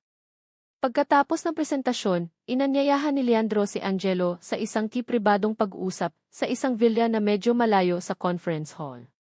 Dito natin pag-uusapan ang mga detalye ng funding, Angelo. At gusto kong makita ng mas detalyado ang technical side ng iyong API, sabi ni Leandro, ang ngiti ay hindi pa rin nawawala. Alam ni Angelo na ito na iyon. Ito na ang pagkakataon ni Leandro na makuha ang source code. Huminga siya ng malalim. Si Jipo, Yifid Reyes. Sa loob ng villa, naroon si Leandro at dalawa pang lalaking mukhang mga tech expert, ngunit sa totoo yung mga tauhan ni Don Vittorio na sanay sa data extraction. Inilabas ni Angelo ang kanyang laptop. Let's see what this amazing API can really do, sabi ni Leandro. Iginagabay si Angelo sa isang lamesa kung saan may mga nakahandang kagamitan para sa data transfer. Habang ipinapakita ni Angelo ang mga features ng API, palihim niyang inactivate ang isang maliit na program na magpapadala ng signal sa team ni Miguel kapag sinimulan na ang pagkopya ng source code. Pinindot din niya ang isang sequence ng keys na mag-a-upload ng dummy data na may kasamang tracking beacon. Nagsimula ng kopyahin ng mga tech experts ni Leandro ang files. Ang ngiti sa labi ni Leandro ay lalong lumapad. Akala niya tagumpay na siya. Biglang tumunog ang cellphone ni Leandro. Si Don Vittorio ang nasa kabilang linya. Leandro, may balita ako. Ang apo ni Esmeralda Imperial, si Sophie, ay nagtungo sa probinsya para kausapin si Alberto de Leon. Mukhang may alam na sila. Bilisan mo na riyan at umalis na kayo agad sa isla. Utos ni Don Vittorio, ang boses ay may bahid ng pagkataranta. Natigilan si Leandro. Kung alam na nila, ibig sabihin, ang pagpunta ni Angelo sa isla ay isang bitag. Tumingin siya kay Angelo na ngayon ay may malamig na ekspresyon sa mukha. You knew. Ngumiti si Angelo. Let's just say, Jim Reyes, Givay family doesn't take threats lightly. Sa sandaling iyon, pumasok sina Miguel, kasama si Amy Santos at ang kanilang team. Tapos na ang laro, Leandro, sabi ni Miguel. Subalit, bago pa man sila tuluyang makalapit, isang malakas na pagsabog ang yumanig sa di kalayuan ng isla. Nagkagulo ang mga tao. Isang diversion. Hindi lang ang EPI ang habol nila, sigaw ni Miguel. May iba pa silang target sa islang ito. Napagtanto ni Miguel na ang Tech Summit ay posibleng ginamit din ni Don Vittorio para sa ibang mas malaking operasyon, marahil isang transaksyon, o isang pagpupulong ng mga taong sangkot sa kanyang mga iligal na gawain, na ginawang cover ang summit. Si Leandro, gamit ang pagkakataon ng kaguluhan, ay sinubukang tumakas. Ngunit naharang siya ng mga tauhan ni Amy Santos. Ang laptop na naglalaman ng kinopyang key source code ay nakuha. Habang nagkakagulo sa isla, sa probinsya, si Sophie ay kaharap na si Don Alberto de Leon, isang matandang lalaki na may malalim na lungkot sa mga mata, ngunit may bakas pa rin ang dating talas. Don Vittorio Consanjig. Sabi ni Don Alberto, tila nagbabalik tanaw. Ang taong yan sinira niya ang buhay ko. Ang babaeng minahal ko inagaw niya. Ang negosyong pinaghirapan ko winasak niya. Ikinuwento ni Don Alberto ang tungkol sa isang e-black ledger na matagal nang itinatago ni Don Vittorio, isang ledger na naglalaman ng lahat ng kanyang mga iligal na transaksyon, mga pangalan ng kanyang mga kasabwat, mga bank account, at mga sikretong kumpanya. Ang ledger na iyan, kung mahahanap nyo, ang siyang magpapabagsak kay Vittorio, sabi ni Don Alberto. Pero napakadelikado. Matagal na niya itong itinatago sa isang lugar na walang sinuman ang makakaisip. Nagbigay siya ng ilang pahiwatig, mga lumang code words na ginagamit nila ni Don Vittorio noon. Sa isla, habang sinusubukang kontrolin ni Miguel ang sitwasyon, nakatanggap siya ng tawag mula kay Maya. Mahal, si Sophie may nalaman siyang importante tungkol sa isang black ledger ni Don Vittorio. Ito raw ang susi para tuluyan siyang mapabagsak. Ang key black ledger. Ito na marahil ang tunay na pakay ni Don Vittorio sa pagtitipon sa isla, ang pag-secure o paglipat ng ledger na ito, gamit ang Tech Summit bilang distraction. Ang pagsabog ay hindi aksidente. Ito ay para lituhin sila habang may ibang kumikilos para sa ledger. Kailangan nating mahanap ang ledger na iyan bago pa nila ito mailabas sa isla, sabi ni Miguel sa kanyang team. Ang kinopyang AgriLink API ay pain lamang. Ang tunay na premyo ay ang Black Ledger. Ang isla ng mga sekreto ay naging isang aktibong larangan ng labanan. Sina Angelo at Miguel, kasama ang kanilang team, ay kailangang makipag-unahan sa oras para mahanap ang ledger, habang si Sophie, kasama ang impormasyong nakuha niya, ay nagiging mahalagang susi mula sa malayo. Si Leandro Valeriano ay hawak na nila, ngunit ang utak ng operasyon, si Don Vittorio, ay nananatiling mailap. At ang Black Ledger, na maaaring maging katapusan niya, ay nakatago pa rin sa isang lugar sa isla na iyon. Ang kaguluhan sa isla ay nagsilbing tabing para sa mas malaking operasyon.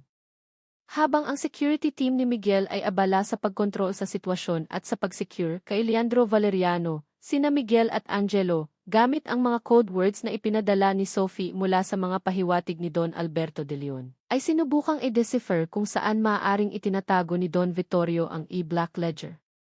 Sabi ni Don Alberto, mahilig si Don Vittorio sa mga klasiko at sa mga bagay na nakatago sa simpleng tanaw, bulong ni Angelo kay Miguel habang palihim silang kumikilos sa gitna ng mga nagpapanik na delegado ng summit.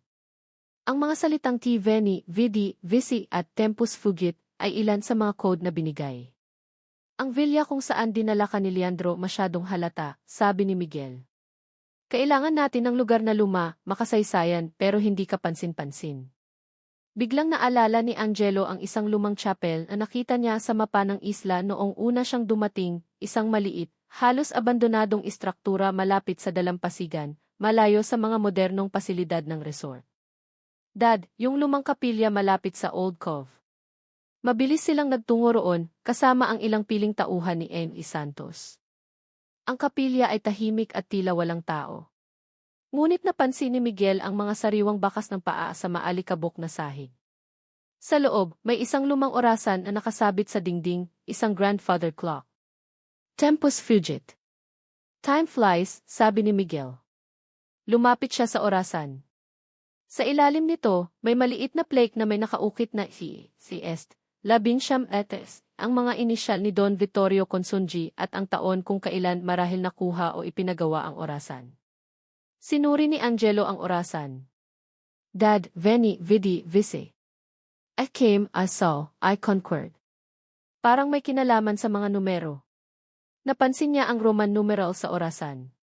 Sinubukan niyang pindutin ang mga numero na kumakatawan sa petsa ng isang kilalang ipananakop o tagumpay ni Don Vittorio na maaaring alam ni Don Alberto. Biglang umugong ang isang mekanismo. Isang bahagi ng sahig sa ilalim ng altar ang bahagyang umangat, nagpapakita ng isang maliit na bakal na pinto na may combination lock. Samantala, si Don Vittorio, na nasa kanyang yacht malapit sa isla at minomonitor ang lahat sa pamamagitan ng encrypted communication, ay nakatanggap ng balita tungkol sa pagkahuli ni Leandro at sa kaguluhan sa isla. Mas lalo siyang nag-alala nang malaman niyang patungo sina Miguel sa lumang kapilya. Impossible. Walang nakakaalam ng lugar na iyon, sigaw niya sa kanyang communication device. Ipadala ang lahat ng natitirang tauhan doon. Kunin ang ledger at sunugin ang kapilya. Walang dapat maiwang ebidensya. Pabalik sa kapilya, sina Miguel at Angelo ay sinubukang buksan ang combination lock, gamit ang iba pang mga petsa at numero na may kinalaman kay Don Vittorio na naibigay ni Don Alberto. Sa wakas, sa isang huling desperadong subok, bumukas ang lock. Sa loob ng maliit na vault, naroon ang isang makapal, balat na ledger. Ang T-Black Ledger ni Don Vittorio Consunji. Ngunit bago pa man nila ito makuha, dumating ang mga natitirang tauhan ni Don Vittorio, mas marami at mas armado. Nagsimula ang isang matinding komprontasyon sa loob at labas ng kapilya. Si Miguel, gamit ang kanyang husay, ay nakipaglaban para protektahan si Angelo at ang ledger. Si Angelo naman, sa kabila ng takot, ay hindi umalis sa tabi ng ama, ginamit ang kanyang talino para makahanap ng mga paraan para makatulong, naghagis ng mga bagay para makagulo, nagbigay ng mga babala. Sa gitna ng putukan, tinamaan si Miguel sa braso. Napasigaw si Angelo. Dad! Okay lang ako, anak, sigaw ni Miguel, pilit tinitiis ang sakit. Kunin mo ang ledger at umalis ka na rito. Ako na ang bahala sa kanila. Ngunit bago pa makakilos si Angelo, isang anino ang biglang sumulpot mula sa likuran ng altar. Si Leandro Valeriano. Nakatakas pala siya sa paunang paghuli sa kanya sa gitna ng kaguluhan, o sadyang pinakawalan para sundan sina Miguel. Hindi kayo aalis dito ng dala yan, sigaw ni Leandro, may hawak na baril, itinutok kay Angelo. Biglang isang putok ang umalingaw-ngaw. Ngunit hindi si Angelo ang tinamaan. Si Leandro ay napasubsob sa sahig, duguan. Sa likod niya, nakatayo si Ingrid David Santos, ang security chief ng mga Imperial, ay hawak na baril. Walang sinuman ang mananakit sa pamilya Imperial habang nandito ako, mariing sabi ni N. Santos. Nakuha na nila ang ledger. Ngunit ang mga tauhan ni Don Vittorio sa labas ay hindi pa rin sumusuko. Tila handa silang sunugin ang kapilya kasama sila. Sa puntong iyon, dumating ang mga helicopter ng Philippine Coast Guard at ng isang special task force ng AFB na na-deploy na pala ni Don Rafael Almario nang malaman niyang kritikal na ang sitwasyon. Mabilis na napasuko ang mga natitirang tauhan ni Don Vittorio. Si Don Vittorio Consunji, na nasa kanyang yate at nasaksihan ang pagdating ng mga otoridad, ay alam na tapos na ang laro. Sinubukan niyang tumakas patungo sa international waters, ngunit ang kanyang yete ay hinarang na rin ng Coast Guard. Sa kapilya, habang ginagamot ang sugat ni Miguel, niyakap niya ng mahigpit si Angelo. You were very brave, son. I'm so proud of you. I learned from the best, Dad, sagot ni Angelo, ang boses ay nanginginig pa rin ngunit may bagong tatag. Ang Black Ledger ay nasa kamay na ng mga otoridad. Naglalaman ito ng mga dekada ng mga iligal na transaksyon, mga pangalan ng mga matataas na opisyal, mga hukom, at mga negosyante sa iba't ibang bansa na kasabwat ni Don Vittorio. Ito ang magiging simula ng isang malawakang international investigation. Si Don Vittorio Consunji, kasama ang marami sa kanyang mga tauhan, ay naaresto. Ang kanyang imperyo ng kasamaan ay nagsimula ng gumuho. Pagbalik ni na Miguel at Angelo sa Maynila, sinalubong sila ni na Maya, Sophie, Don Miguel at Doña Esmeralda. Isang yakap na puno ng luha, pasasalamat at pagmamahal ang sumalubong sa kanila. Natapos na, mahal, sabi ni Maya kay Miguel, habang tinitingnan ang kanilang mga anak na ngayon ay hindi na lang basta mga tagapagmana, kundi mga bayani na rin sa kanilang sariling paraan. Si Sophie, sa impormasyong nakuha niya mula kay Don Alberto, ay naging mahalagang susi. Si Angelo, sa kanyang tapang at talino sa isla, ay nagpakita ng kanyang kahandaan na ipaglaban ang tama. Ang anino ng nakaraan, na kinakatawa ni Don Vittorio, ay nagtangkang sirain sila. Ngunit ang liwanag ng katotohanan na pinagtulungang palitawi ng bawat miyembro ng pamilya imperial ang nanaig. Ngunit habang nagdiriwang sila, isang maliit na katanungan ang nananatili sa isip ni Maya. Ang liham na natanggap ni Sofia Monteverde. Ang iiba pa na nakakaalala.